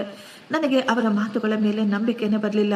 ನಾನು ತುಂಬ ಆಶ್ಚರ್ಯವಾಗಿ ಅವರನ್ನೇ ನೋಡುತ್ತಾ, ಇದು ನೀವು ಎಂತಹ ಮಾತುಗಳನ್ನ ಹೇಳ್ತಾ ಇದ್ದೀರಾ? ನನ್ನ ಬಳಿ ದುಡ್ಡಿಲ್ಲ, ಶಾಪಿಂಗ್ ಮಾಡಲು ನೀವು ತಾನೇ ನನ್ನನ್ನು ಕರೆದುಕೊಂಡು ಬಂದಿದ್ದೀರಾ ಅಂತ ಕೇಳಿದಾಗ ರಮೇಶ್ ಹೇಳ್ದ, ನೀನು ನಿನ್ನ ದುಡ್ಡಿನಿಂದ ಕೊಂಡುಕೊಳ್ತಾ ಇದೀಯಾ ಅಂತ ನಾನು ಅಂದುಕೊಂಡೆ. ಅವರ ಮಾತು ಕೇಳಿ ನನಗೆ ತುಂಬ ದುಃಖವಾಗಿತ್ತು. ಅವರ ಬಳಿ ದುಡ್ಡಿಲ್ಲದಿದ್ದರೆ ಅವರು ನನಗೆ ಮೊದಲೇ ಹೇಳಬೇಕಾಗಿತ್ತು. ನಾನು ಆ ರಿಂಗನ್ನು ಪ್ಯಾಕ್ ಮಾಡಿಸುತ್ತಲೇ ಇರಲಿಲ್ಲ. ಅಂಗಡಿಯವರೆಲ್ಲರೂ ಈಗ ನಮ್ಮನ್ನೇ ಗುರುಗುಟ್ಟಿ ನೋಡ್ತಾ ಇದ್ರು. ನನಗೆ ಅಲ್ಲಿ ಎಷ್ಟೊಂದು ಅವಮಾನವಾಗ್ತಾ ಇತ್ತು. ನಾನು ನಿಧಾನವಾಗಿ ಅವರಿಗೆ ಹೇಳಿದೆ, ಅಣ್ಣ, ಈಗ ಸದ್ಯಕ್ಕೆ ಬೇಡ, ನಾನು ಕೆಲವು ದಿನಗಳ ನಂತರ ಮತ್ತೆ ಬಂದು ಖಂಡಿತ ಇದನ್ನು ಕೊಂಡುಕೊಳ್ತೀನಿ ಅಂತ ಹೇಳಿದಾಗ ಅಂಗಡಿಯವರು ಸ್ವಲ್ಪ ಕೋಪವಾಗಿ ಹೇಳಿದರು, ನಿಮ್ಮ ಬಳಿ ದುಡ್ಡಿಲ್ಲ ಅಂದರೆ ನೀವು ಅಂಗಡಿಯ ಒಳಗೆ ಬಂದು ಸಾಮಾನುಗಳನ್ನು ಯಾಕೆ ತಾನೇ ಪ್ಯಾಕ್ ಮಾಡಿ ಅಂತ ಹೇಳ್ತೀರಾ? ಅವನ ಮಾತುಗಳು ನನ್ನ ಹೃದಯಕ್ಕೆ ಬಾಣದಂತೆ ಚುಚ್ಚಿಕೊಳ್ತಾ ಇದ್ವು. ನನ್ನ ಕಣ್ಣುಗಳು ತುಂಬಿ ಬಂದಿತ್ತು. ಆದರೆ ಅಲ್ಲಿ ನಾನು ಏನೂ ಮಾತನಾಡಲಿಲ್ಲ. ನಾನು ನನ್ನ ಗಂಡನ ಜೊತೆ ಸೈಲೆಂಟಾಗಿ ಅಲ್ಲಿಂದ ಹೊರಗಡೆ ಬಂದು ಬಿಟ್ಟಿದ್ದೆ. ಬರುವ ದಾರಿಯಲ್ಲಿ ನಮ್ಮಿಬ್ಬರ ಮಧ್ಯೆ ಒಂದೇ ಒಂದು ಮಾತು ಸಹ ಮಾತನಾಡಲಿಲ್ಲ. ನನಗೆ ತುಂಬ ಜಾಸ್ತಿ ಕೋಪ ಬರ್ತಾ ಇತ್ತು. ಅದಕ್ಕಿಂತ ಹೆಚ್ಚಾಗಿ ನನಗೆ ತುಂಬ ದುಃಖವಾಗ್ತಾ ಇತ್ತು. ಮನೆಗೆ ಬಂದ ನಂತರ ಕೂಡ ನಾನು ತುಂಬ ಸಮಯ ಅದರ ಬಗ್ಗೆನೇ ಯೋಚಿಸ್ತಾ ಇದ್ದೆ. ಆ ದಿನವೇ ನನ್ನ ಮನಸ್ಸಿನಲ್ಲಿ ನಾನು ತೀರ್ಮಾನ ಮಾಡಿಕೊಂಡೆ, ನಾನು ನನ್ನ ಮುಂದಿನ ಸಂಬಳವನ್ನು ನನ್ನ ನಾದಿನಿಗೆ ಖಂಡಿತ ಕೊಡಲೇಬಾರ್ದು ಅಂತ. ನಾನು ಇವತ್ತಿನವರೆಗೂ ರಮೇಶ್ನನ್ನು ಕೇಳಿರಲಿಲ್ಲ, ನಿಮ್ಮ ಸಂಬಳ ಎಷ್ಟು ಅಂತ. ಯಾಕೆಂದರೆ ನನಗನ್ನಿಸ್ತಾ ಇತ್ತು, ಅವರು ವಿದ್ಯಾವಂತರು, ಒಳ್ಳೆಯ ಕಂಪನಿಯಲ್ಲಿ ಕೂಡ ಕೆಲಸ ಮಾಡ್ತಾರೆ, ಅವನಿಗೆ ಒಳ್ಳೆಯ ಸಂಪಾದನೆ ಕೂಡ ಬರುತ್ತೆ ಅಂತ. ಆದರೆ ನಿಧಾನವಾಗಿ ನನಗೆ ಅರ್ಥವಾಗಿ ಬಿಟ್ಟಿತ್ತು, ಅವನಿಗೆ ಅಷ್ಟೊಂದು ಹೆಚ್ಚಿನ ಸಂಬಳವೇನೂ ಬರೋದಿಲ್ಲ ಅಂತ. ಎಲ್ಲದಕ್ಕಿಂತ ಮುಖ್ಯವಾದ ವಿಷಯ ಏನು ಅಂದರೆ, ಅವನು ನನ್ನ ಖರ್ಚಿಗಾಗಿ ನನಗಾಗಿ ಯಾವತ್ತೂ ಸ್ವಲ್ಪ ದುಡ್ಡನ್ನು ಕೂಡ ಕೊಡುತ್ತಿರಲಿಲ್ಲ. ಮತ್ತು ಪ್ರತಿ ತಿಂಗಳು ನನ್ನ ಪೂರ್ತಿ ದುಡ್ಡನ್ನು ಅವರ ತಂಗಿ ತೆಗೆದುಕೊಂಡು ಹೊರಟು ಹೋಗ್ತಾ ಇದ್ಲು. ನಾನು ಈಗ ತೀರ್ಮಾನ ಮಾಡಿಕೊಂಡಿದ್ದೆ, ಈ ಬಾರಿ ಏನೇ ಹೇಳಿದರೂ ನಾನು ನನ್ನ ಸಂಬಳ ಯಾರಿಗೂ ಕೊಡಬಾರ್ದು ಅಂತ. ಆ ದಿನ ನಾನು ಅಡುಗೆ ಮನೆಯಲ್ಲಿ ಕೆಲಸ ಮಾಡಬೇಕಾದ್ರೆ ಮನೆಯಲ್ಲಿ ಯಾರೂ ಇರಲಿಲ್ಲ. ಆ ಮನೆಯಲ್ಲಿ ತುಂಬ ಶಾಂತಿ ಇತ್ತು, ತುಂಬ ಸೈಲೆಂಟ್ ಆಗಿತ್ತು ಮನೆ. ಆಗಲೇ ನನಗೆ ತುಂಬ ನಿಧಾನವಾಗಿ ಯಾರದ್ದೋ ಮಾತುಗಳು ಕೇಳಿಸ್ತಾ ಇದ್ವು. ನಾನು ತುಂಬ ಗಮನವಿಟ್ಟು ಯಾರಿರಬಹುದು ಅಂತ ಕೇಳಿಸಿಕೊಂಡಾಗ ನನಗೆ ಅವರ ಮಾತುಗಳು ಕ್ಲಿಯರ್ ಆಗಿ ಕೇಳಿಸ್ತಾ ಇದ್ವು. ಅದು ನನ್ನ ನಾದಿನಿ ಸುನೀತಾಳ ಮಾತುಗಳು. ಅವಳು ಫೋನಿನಲ್ಲಿ ಯಾರ ಜೊತೆಯೋ ನಗುತ್ತಾ ಹೇಳ್ತಾ ಇದ್ಲು, ನನ್ನ ಗಂಡ ಮತ್ತೆ ನನಗೆ ಫೋನ್ ಮಾಡಿದ್ರು, ವಾಪಸ್ ಬಂದು ಬಿಡು ಅಂತ ಹೇಳ್ತಾ ಇದ್ರು. ನಾನು ಅವರಿಗೆ ಇಲ್ಲ, ಬರೋದಿಲ್ಲ ಅಂತ ಹೇಳಿಬಿಟ್ಟೆ. ಇಷ್ಟಕ್ಕೂ ಅವರು ನನಗೆ ಇಲ್ಲಿಯವರೆಗೂ ಏನು ತಾನೇ ಕೊಟ್ಟಿದ್ದಾನೆ? ಅತ್ತೆಯ ಮನೆಯಲ್ಲಿ ನನಗೆ ಸಿಗದ ಸುಖ ಸಂತೋಷ ಎಲ್ಲವೂ ನನ್ನ ತವರು ಮನೆಯಲ್ಲಿ ನನಗೆ ಸಿಗ್ತಾ ಇದೆ. ಇನ್ನು ನನ್ನ ಅತ್ತಿಗೆ ಅವಳೊಬ್ಬಳು ಮುಟ್ಟಾಳಿ. ಅವಳು ತನ್ನ ಪೂರ್ತಿ ಸಂಬಳವನ್ನು ಪ್ರತಿ ತಿಂಗಳು ನನ್ನ ಕೈಯಲ್ಲಿ ಇಟ್ಟುಬಿಡ್ತಾ ಇದ್ದಾಳೆ. ನಾನು ಮಗುವಿನ ಹೆಸರನ್ನು ಹೇಳಿ ಅವಳಿಂದ ಪೂರ್ತಿ ದುಡ್ಡನ್ನು ವಸೂಲಿ ಮಾಡ್ತೀನಿ. ಅವಳ ಸಂಪಾದನೆಯಿಂದ ನನಗೆ ಬೇಕಾದ ಎಲ್ಲವನ್ನು ಅನುಭವಿಸುತ್ತಾ ಲಕ್ಸುರಿಯಾಗಿ ಇದ್ದೀನಿ. ನನ್ನ ಬಳಿ ಈಗ ಎಷ್ಟೊಂದು ಬ್ರ್ಯಾಂಡೆಡ್ ಬಟ್ಟೆಗಳು, ಬ್ರ್ಯಾಂಡೆಡ್ ಚಪ್ಪಲಿಗಳು. ಆಗಾಗ ನನ್ನ ಫ್ರೆಂಡ್ಸ್ ಜೊತೆ ಹೊರಗೆ ಕೂಡ ಸುತ್ತಾಡಲು ಹೋಗ್ತಾ ಇರ್ತೀನಿ. ನನಗೆ ಇಲ್ಲಿ ಯಾವುದೇ ರೀತಿಯ ಕಡಿಮೆ ಇಲ್ಲ. ಆಗಿರಬೇಕಾದ್ರೆ ನಾನು ಯಾಕೆ ಅವನ ಬಳಿ ವಾಪಸ್ ಹೋಗಬೇಕು? ನಾನು ಇಲ್ಲೇ ಇದ್ದು ಆರಾಮವಾಗಿ ನನ್ನ ಜೀವನವನ್ನು ಎಂಜಾಯ್ ಮಾಡ್ತೀನಿ ಅಂತ ಹೇಳ್ತಾ ಇದ್ಲು. ಅವಳ ಮಾತುಗಳನ್ನು ಕೇಳಿ ನನ್ನ ನಿಂತ ನಿಲುವೆ ಕುಸಿದಂತೆ ಆಗಿಬಿಟ್ಟಿತ್ತು. ನನಗೆ ಆ ಮಾತುಗಳ ಮೇಲೆ ನಂಬಿಕೆನೇ ಬರಲಿಲ್ಲ. ಇಲ್ಲಿಯವರೆಗೂ ನಾನು ಯಾರನ್ನು ನೊಂದ ಮಹಿಳೆ ಅಂತ ಅಂದುಕೊಳ್ತಾ ಇದ್ನೋ, ಯಾರ ಮೇಲೆ ದಯೆಯಿಂದ ನನ್ನ ಪೂರ್ತಿ ಸಂಬಳ ಕೊಟ್ಟು ಬಿಡ್ತಾ ಇದ್ನೋ, ಅವಳು ನನ್ನ ಜೊತೆ ಇಷ್ಟೊಂದು ದ್ರೋಹ ಮಾಡ್ತಾ ಇದ್ಲು. ಅವಳ ಮಗುವಿನ ಅನಾರೋಗ್ಯ, ವಿದ್ಯಾಭ್ಯಾಸ ಎಲ್ಲವೂ ಸುಳ್ಳಾಗಿತ್ತು. ಬೇರೆಯವರ ಸಂಪಾದನೆಯ ಮೇಲೆ ಅವಳು ತನ್ನ ಎಲ್ಲ ಅವಶ್ಯಕತೆಗಳನ್ನು ತೀರಿಸಿಕೊಳ್ತಾ ಇದ್ಲು. ನನಗೆ ಈಗ ಕೋಪದಿಂದ ಕಣ್ಣೀರು ಬರ್ತಾ ಇತ್ತು. ಆ ಸಮಯದಲ್ಲಿ ನನಗೆ ಅನ್ನಿಸ್ತಾ ಇತ್ತು, ಅದೇ ಸಮಯದಲ್ಲಿ ಅವಳ ಮುಂದೆ ಹೋಗಿ ನಾನು ಅವಳನ್ನು ಎಲ್ಲ ಮಾತು ಕೇಳಿಬಿಡಬೇಕು ಅಂತ. ಆದರೆ ನಾನು ಸುಮ್ಮನಾಗಿ ಬಿಟ್ಟೆ. ಏನೂ ಯೋಚಿಸದೆ ನಾನು ಆ ರೀತಿ ಮಾಡಬಾರ್ದು ಅಂತ ಅಂದುಕೊಂಡಿದ್ದೆ. ಆ ರಾತ್ರಿಯೆಲ್ಲ ನನಗೆ ನಿದ್ದೆನೇ ಬರ್ತಾ ಇರಲಿಲ್ಲ. ನಾನು ಅಂದುಕೊಳ್ತಾ ಇದ್ದೆ, ಯಾರನ್ನು ನಾನು ನನ್ನವರು ಅಂತ ಅಂದುಕೊಂಡಿದ್ನೋ ಅವಳೇ ನನ್ನ ವಿಶ್ವಾಸವನ್ನು ಗಳಿಸಿ ನನ್ನನ್ನು ಮುಟ್ಟಾಳನನ್ನಾಗಿ ಮಾಡಿಬಿಟ್ಟಿದ್ದಾಳೆ ಅಂತ. ಆ ಸಮಯದಲ್ಲೇ ನನಗೆ ಅರ್ಥವಾಗಿತ್ತು, ಎಲ್ಲ ನಗುವ ಮುಖಗಳು ಒಳ್ಳೆಯವರಲ್ಲ ಅಂತ. ಯಾರ ಮುಖದ ಮೇಲೆ ಅಮಾಯಕತ್ವವನ್ನು, ಕಣ್ಣಲ್ಲಿ ನೀರನ್ನು ತುಂಬಿಕೊಂಡು ಇರ್ತಾರೋ ಅವರೆಲ್ಲರೂ ನಿಜವಾಗಿಯೂ ದುಃಖದಲ್ಲಿ ಇರೋದಿಲ್ಲ. ಕೆಲವರು ನಾಟಕ ಕೂಡ ಮಾಡ್ತಾರೆ ಅಂತ. ಇದೇ ರೀತಿ ದಿನಗಳು ಕಳೆಯುತ್ತಿದ್ವು. ನಾನು ತೀರ್ಮಾನ ಮಾಡಿಕೊಂಡಿದ್ದೆ, ಈ ಬಾರಿ ನನ್ನ ಸಂಬಳ ನಾನು ಯಾರಿಗೂ ಕೊಡಬಾರ್ದು ಅಂತ. ನೋಡುತ್ತಿದ್ದಂತೆ ಈಗ ನನ್ನ ಸಂಬಳದ ದಿನ ಮತ್ತೆ ಬಂದುಬಿಟ್ಟಿತು. ಬೆಳಗ್ಗೆಯಿಂದ ನನ್ನ ಮನಸ್ಸಿನಲ್ಲಿ ಏನೋ ಒಂದು ರೀತಿಯ ಗಾಬರಿ. ನನಗೆ ಪೂರ್ತಿ ನಂಬಿಕೆ ಇತ್ತು, ನನ್ನ ಸಂಬಳ ಬಂದ ತಕ್ಷಣ ಅವಳು ಮತ್ತೆ ಏನೋ ಒಂದು ಹೇಳಿಕೊಂಡು ನನ್ನ ಮುಂದೆ ಬಂದು ಕಣ್ಣೀರು ಹಾಕ್ತಾಳೆ ಅಂತ. ಸಾಯಂಕಾಲ ನಾನು ಸ್ಕೂಲಿನಿಂದ ಇನ್ನೂ ಆಗ ತಾನೇ ಮನೆಗೆ ಬಂದಿದ್ದೆ. ಆಗಲೇ ಸುನೀತಾ ನನ್ನ ರೂಮಿಗೆ ಬಂದು ಅವಳು ನನ್ನ ಪಕ್ಕದಲ್ಲಿ ಕುಳಿತುಕೊಂಡು, ಅತ್ತಿಗೆ, ನಾನು ತುಂಬ ದೊಡ್ಡ ಕಷ್ಟದಲ್ಲಿದ್ದೇನೆ. ಈ ಬಾರಿ ಕೂಡ ನನಗೆ ತುಂಬ ದುಡ್ಡಿನ ಅವಶ್ಯಕತೆ ಇದೆ. ಇದೊಂದೇ 1 ತಿಂಗಳು ನೀವು ನಿಮ್ಮ ಸಂಬಳವನ್ನು ನನ್ನ ಕೈಗೆ ಕೊಟ್ಟುಬಿಟ್ರೆ ನನಗೆ ತುಂಬ ಉಪಕಾರವಾಗುತ್ತೆ. ನನ್ನ ಕಷ್ಟಗಳು ನೀಗುತ್ತವೆ ಅಂತ ಹೇಳಿದ್ಲು. ನಾನು ತುಂಬ ಶಾಂತಿಯಾಗಿ ಅವಳನ್ನೇ ನೋಡುತ್ತಾ, ಅಕ್ಕ, ನನ್ನನ್ನು ಕ್ಷಮಿಸಿಬಿಡಿ. ಆದರೆ ಈ ಬಾರಿ ನನ್ನ ಸಂಬಳ ನಾನು ನಿಮಗೆ ಕೊಡಲು ಸಾಧ್ಯವಿಲ್ಲ. ನನಗೂ ಕೂಡ ನನ್ನ ಸ್ವಂತ ಖರ್ಚುಗಳು ಇದ್ದಾವೆ. ನಾನು ಪ್ರತಿದಿನ ಹೊರಗೆ ಹೋಗಿ ಕೆಲಸ ಮಾಡ್ತೀನಿ. ನನಗೂ ಕೆಲವೊಂದು ವಸ್ತುಗಳ ಅವಶ್ಯಕತೆ ಇರುತ್ತೆ. ನನಗೂ ಕೂಡ ಕೆಲವೊಂದು ಕನಸುಗಳಿದ್ದಾವೆ, ಕೆಲವೊಂದು ಆಸೆಗಳು ಇದ್ದಾವೆ. ನಾನು ಪ್ರತಿ ತಿಂಗಳು ಇದೇ ರೀತಿ ನನ್ನ ಸಂಬಳವನ್ನು ನಿಮಗೆ ಕೊಡಲು ಸಾಧ್ಯವಿಲ್ಲ ಅಂತ ಹೇಳಿಬಿಟ್ಟೆ. ನನ್ನ ಮಾತು ಕೇಳಿದ ತಕ್ಷಣ ಅವಳ ಮುಖದ ಭಾವನೆಗಳೆಲ್ಲವೂ ಬದಲಾಗಿ ಬಿಟ್ಟಿದ್ವು. ಅವಳು ಊಹಿಸಿರಲಿಲ್ಲ ಅನ್ಸುತ್ತೆ ನಾನು ಅವಳಿಗೆ ಇಲ್ಲ ಅಂತ ಹೇಳಬಹುದು ಅಂತ. ಮೊದಲು ಅವಳು ನನಗೆ ಪ್ರೀತಿಯಿಂದ ಅರ್ಥ ಮಾಡಿಸಲು ಪ್ರಯತ್ನ ಪಡ್ಲು. ಅತ್ತಿಗೆ, ಒಂದೇ 1 ಬಾರಿ ನನಗೆ ದುಡ್ಡನ್ನು ಕೊಟ್ಟುಬಿಡಿ, ಇನ್ನೊಂದು ಬಾರಿ ನಾನು ನಿಮ್ಮ ಬಳಿ ಕೇಳೋದಿಲ್ಲ ಅಂತ ಹೇಳ್ಕೊಳ್ತಾ ಇದ್ಲು.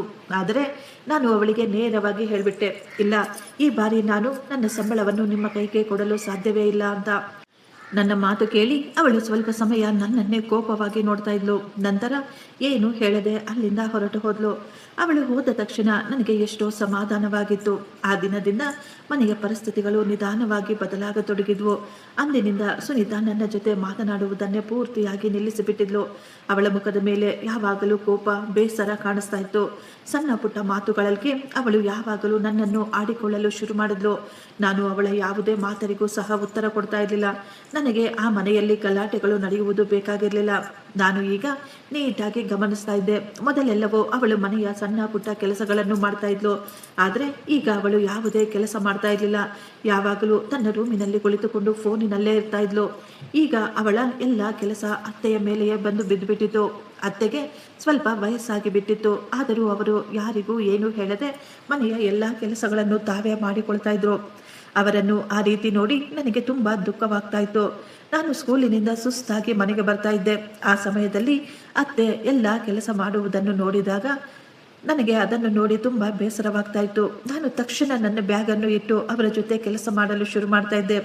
ಅತ್ತೆ ಯಾವಾಗಲೂ ಹೇಳ್ತಾ ಇದ್ರು, ಮಗಳೇ, ನೀನು ಈಗ ತಾನೇ ಬಂದಿದ್ದೀಯಾ, ಸ್ವಲ್ಪ ಸಮಯ ವಿಶ್ರಾಂತಿ ತೆಗೆದುಕೋ, ಪರವಾಗಿಲ್ಲ ಅಂತ. ಬೆಳಿಗ್ಗೆ ಬೇಗ ಎದ್ದು ಸ್ಕೂಲಿಗೆ ಹೋಗಿ ಅಲ್ಲಿನ ಕೆಲಸ, ಮನೆಯ ಕೆಲಸ, ಸಾಯಂಕಾಲ ಸುಸ್ತಾಗಿ ಮತ್ತೆ ಮನೆಗೆ ಬಂದು ಮತ್ತೆ ಮನೆಯ ಕೆಲಸ ಮಾಡುವುದು ಈಗ ನನಗೂ ಕೂಡ ತುಂಬ ಕಷ್ಟವಾಗ್ತಾ ಇತ್ತು. ರಾತ್ರಿ ಆಗುವಷ್ಟರಲ್ಲಿ ನನ್ನ ಕೈ ಕಾಲುಗಳಲ್ಲಿ ತುಂಬ ಜಾಸ್ತಿ ನೋವು ಬರ್ತಾ ಇತ್ತು ಮತ್ತು ನನ್ನ ಸೊಂಟದಲ್ಲಿ ಕೂಡ ನೋವು ಶುರುವಾಗಿ ಬಿಡ್ತಾ ಇತ್ತು. ಆದರೂ ನಾನು ಒಂದೇ 1 ಮಾತು ಕೂಡ ಹೇಳದೆ ಎಲ್ಲ ಕೆಲಸವನ್ನು ಮಾಡಿಕೊಳ್ತಾ ಇದ್ದೆ. ನನಗನ್ನಿಸ್ತಾ ಇತ್ತು ನಾನು ಕೂಡ ಕೆಲಸ ಮಾಡಲು ಹಿಂದೇಟು ಹಾಕಿದರೆ ಪಾಪ ವಯಸ್ಸಾದ ನನ್ನ ಅತ್ತೆ ಒಬ್ಬರೇ ಎಲ್ಲ ಕೆಲಸ ಮಾಡಬೇಕಾಗುತ್ತೆ. ಅವರು ಒಬ್ಬರೇ ಹೇಗೆ ತಾನೇ ಎಲ್ಲವನ್ನು ಸಂಭಾಳಿಸಲು ಸಾಧ್ಯ ಅಂತ. ದಿನದಿಂದ ದಿನಕ್ಕೆ ಮನೆಯ ಪರಿಸ್ಥಿತಿಗಳು ಬದಲಾಗಲು ಶುರುವಾದವು. ನಾನು ಎಲ್ಲವನ್ನು ರೆಡಿ ಮಾಡಿ ಶಾಲೆಗೆ ರೆಡಿಯಾಗಿ ಟಿಫಿನ್ ಬಾಕ್ಸನ್ನು ಕಟ್ಟಿಕೊಳ್ಳೋಣ ಅಂತ ಅಡುಗೆ ಮನೆಗೆ ಬಂದಾಗ ನನಗಾಗಿ ಅಲ್ಲಿ ಏನೂ ಇರ್ತಾ ಇರಲಿಲ್ಲ. ಎಷ್ಟೋ ಬಾರಿ ಏನು ತಿನ್ನದೆ ನಾನು ಹಾಗೆಯೇ ಸ್ಕೂಲ್ಗೆ ಹೋಗಬೇಕಾಗಿ ಬರ್ತಾ ಇತ್ತು. ಆಗ ನಾನು ಅಂದುಕೊಳ್ತಾ ಇದ್ದೆ ಏನೋ ಮಿಸ್ಟೇಕ್ ಆಗಿ ನಡೆದಿರಬೇಕು ಅಂತ. ಆದರೆ ಇದೇ ರೀತಿ ಪದೇ ಪದೇ ನಡೆದಾಗ ನನಗೆ ಅರ್ಥವಾಗ್ತಾ ಇತ್ತು ಇದೆಲ್ಲವೂ ಬೇಕು ಅಂತಲೇ ಮಾಡಲಾಗ್ತಾ ಇದೆ ಅಂತ. ನಾನು ಎಷ್ಟೇ ಕಷ್ಟಪಟ್ಟರೂ ನನ್ನ ನಾದಿನಿ ಸುನೀತಾ ಯಾವುದೋ ಒಂದು ಮಾತಿಗೆ ನನಗೆ ಏನೋ ಒಂದು ಅಂತಾನೆ ಇರ್ತಾ ಇದ್ಲು. ಅವಳು ಯಾವಾಗಲೂ ನೀನು ಸರಿಯಾಗಿ ಕೆಲಸ ಮಾಡಲ್ಲ, ಮನೆಯ ಕಡೆ ಸರಿಯಾಗಿ ಗಮನ ಕೊಡೋದಿಲ್ಲ, ಎಲ್ಲದಕ್ಕಿಂತ ಮುಖ್ಯವಾಗಿ ನನ್ನ ಕೆಲಸಕ್ಕೂ ಕೂಡ ನನ್ನನ್ನು ಆಡಿಕೊಳ್ತಾ ಇದ್ಲು. ನೀನು ಹೊರಗೆ ಹೋಗಿ ಕೆಲಸ ಮಾಡಿದ ತಕ್ಷಣ ನೀನೇನು ದೊಡ್ಡವಳಾಗಿ ಬಿಡೋದಿಲ್ಲ, ನೀನು ಆಫ್ಟರ್ ಆಲ್ ಸ್ಕೂಲಿನಲ್ಲಿ ಒಬ್ಬ ಟೀಚರ್ ಮಾತ್ರ ಅಂತ ಹೇಳ್ತಾ ಇದ್ಲು. ಅವಳ ಮಾತು ಕೇಳಿ ನನಗೆ ತುಂಬ ದುಃಖವಾಗ್ತಾ ಇತ್ತು. ಆದರೂ ನಾನು ಪ್ರತಿ ಬಾರಿ ಮೌನವಾಗಿ ಇರ್ತಾ ಇದ್ದೆ. ಮನೆಯಲ್ಲಿ ಗಲಾಟೆ ಆಗುವುದು ನನಗೆ ಬೇಕಾಗಿರಲಿಲ್ಲ ಅಂತ. ಈಗ ಇದೆಲ್ಲವನ್ನು ಸಂಭಾಳಿಸುವುದು ನನಗೆ ತುಂಬ ಕಷ್ಟವಾಗಿ ಬಿಟ್ಟಿತ್ತು. ಇತ್ತೀಚೆಗೆ ರಮೇಶ್ ಕೂಡ ನನ್ನ ಜೊತೆ ಸರಿಯಾಗಿ ಮಾತನಾಡ್ತಾ ಇರಲಿಲ್ಲ. ಅವನು ಆಫೀಸಿನಿಂದ ಬರುತ್ತಲೇ ಸುಸ್ತಾಗಿ ತನ್ನ ರೂಮಿಗೆ ಹೊರಟು ಹೋಗ್ತಾ ಇದ್ದ. ನಾನು ಅವನ ಜೊತೆ ಏನಾದರೂ ಮಾತನಾಡಿದ್ರು ಅವನು 2-3 ಮಾತಿಗೆ ಸುಮ್ಮನಾಗಿ ಬಿಡ್ತಿದ್ದ. ನಾನು ಎಷ್ಟೊಂದು ಬಾರಿ ಅಂದುಕೊಳ್ತಾ ಇದ್ದೆ ಯಾಕೆ ಇವರು ಇದ್ದಕ್ಕಿದ್ದ ಹಾಗೆ ಇಷ್ಟೊಂದು ಬದಲಾಗಿ ಬಿಟ್ರು ಅಂತ. ಆ ಸಮಯದಲ್ಲಿ ನನಗೆ ಸತ್ಯ ಏನು ಅಂತ ಗೊತ್ತಾಗ್ಲಿಲ್ಲ. ಒಂದು ದಿನ ಸುನೀತಾ ನನ್ನ ಬಳಿ ಬಂದು ತುಂಬ ಪ್ರೀತಿಯಿಂದ ಹೇಳಿದ್ಲು, ಅತ್ತಿಗೆ, ನನ್ನ ಆರೋಗ್ಯ ಇತ್ತೀಚೆಗೆ ಸ್ವಲ್ಪ ಕೂಡ ಸರಿಯಿಲ್ಲ. ನನಗೆ ಬೆಳಿಗ್ಗೆ ಎದ್ದೇಳಲು ಕೂಡ ತುಂಬ ಕಷ್ಟವಾಗುತ್ತಿದೆ. ಹೇಗಿದ್ದರೂ ನೀವು ಪ್ರತಿದಿನ ಬೆಳಿಗ್ಗೆ ಬೇಗ ಎದ್ದೇಳ್ತೀರಾ, ಸ್ಕೂಲಿಗೆ ಕೂಡ ಹೋಗ್ತೀರಾ. ಆದ್ದರಿಂದ ಇನ್ನು ಮುಂದೆ ನೀವೇ ಬೆಳಿಗ್ಗೆ ಎಲ್ಲರಿಗೂ ತಿಂಡಿಯನ್ನು ರೆಡಿ ಮಾಡಿಬಿಡಿ. ಅವಳ ಮಾತು ಕೇಳಿ ನಾನು ಸ್ವಲ್ಪ ಸಮಯ ಸುಮ್ಮನಾಗಿ ಬಿಟ್ಟೆ. ಯಾಕೆಂದರೆ ನಾನು ಈಗಾಗಲೇ ತುಂಬ ಕೆಲಸವನ್ನು ಮಾಡಿ ತುಂಬ ಸುಸ್ತಾಗಿ ಬಿಡ್ತಾ ಇದ್ದೆ. ನಾನು ಈಗ ನನ್ನ ಅತ್ತೆಯನ್ನು ನೋಡಿದೆ. ಅವರಿಗೆ ಯಾವಾಗಲೂ ಕಾಲುಗಳಲ್ಲಿ ತುಂಬ ನೋವು ಇರುತ್ತದೆ. ಅವರಿಂದ ತುಂಬ ಹೆಚ್ಚಿನ ಸಮಯ ನಿಂತುಕೊಳ್ಳಲು ಸಾಧ್ಯವಾಗ್ತಾ ಇರಲಿಲ್ಲ. ನಾನು ಏನು ಹೇಳದೆ ಅವಳ ಮಾತುಗಳನ್ನು ಸರಿ ಅಂತ ಒಪ್ಪಿಕೊಂಡೆ. ಆ ದಿನದಿಂದ ನನ್ನ ಜವಾಬ್ದಾರಿಗಳು ಇನ್ನೂ ಹೆಚ್ಚಾಗಿ ಬಿಟ್ಟಿದ್ವು. ಬೆಳಿಗ್ಗೆ ಇನ್ನೂ ಬೇಗ ಎದ್ದು ಮನೆಯನ್ನೆಲ್ಲ ಕ್ಲೀನ್ ಮಾಡಿ, ಯಾರಿಗೆ ಯಾವ್ಯಾವ ತಿಂಡಿ ಬೇಕೋ ಎಲ್ಲವನ್ನು ರೆಡಿ ಮಾಡಿ ಮುಗಿಸುವಷ್ಟರಲ್ಲೇ ಅಡಿಗೆ ಮನೆಯಲ್ಲಿ ನನಗೆ ಸುಮಾರು 2 ರಿಂದ 3 ಗಂಟೆಗಳು ಕಳೆದು ಹೋಗ್ತಾ ಇದ್ವು. ಇವರಿಗೆಲ್ಲ ಅವರಿಗೆ ಬೇಕಾದ ತಿಂಡಿಗಳನ್ನು ರೆಡಿ ಮಾಡಿ ಅವರ ಬಾಕ್ಸ್ಗಳನ್ನು ಪ್ಯಾಕ್ ಮಾಡಿ ಅವರಿಗೆ ಕೊಡುವಷ್ಟರಲ್ಲಿ ನನಗೆ ತುಂಬ ಸುಸ್ತಾಗಿ ಬಿಡ್ತಾ ಇತ್ತು.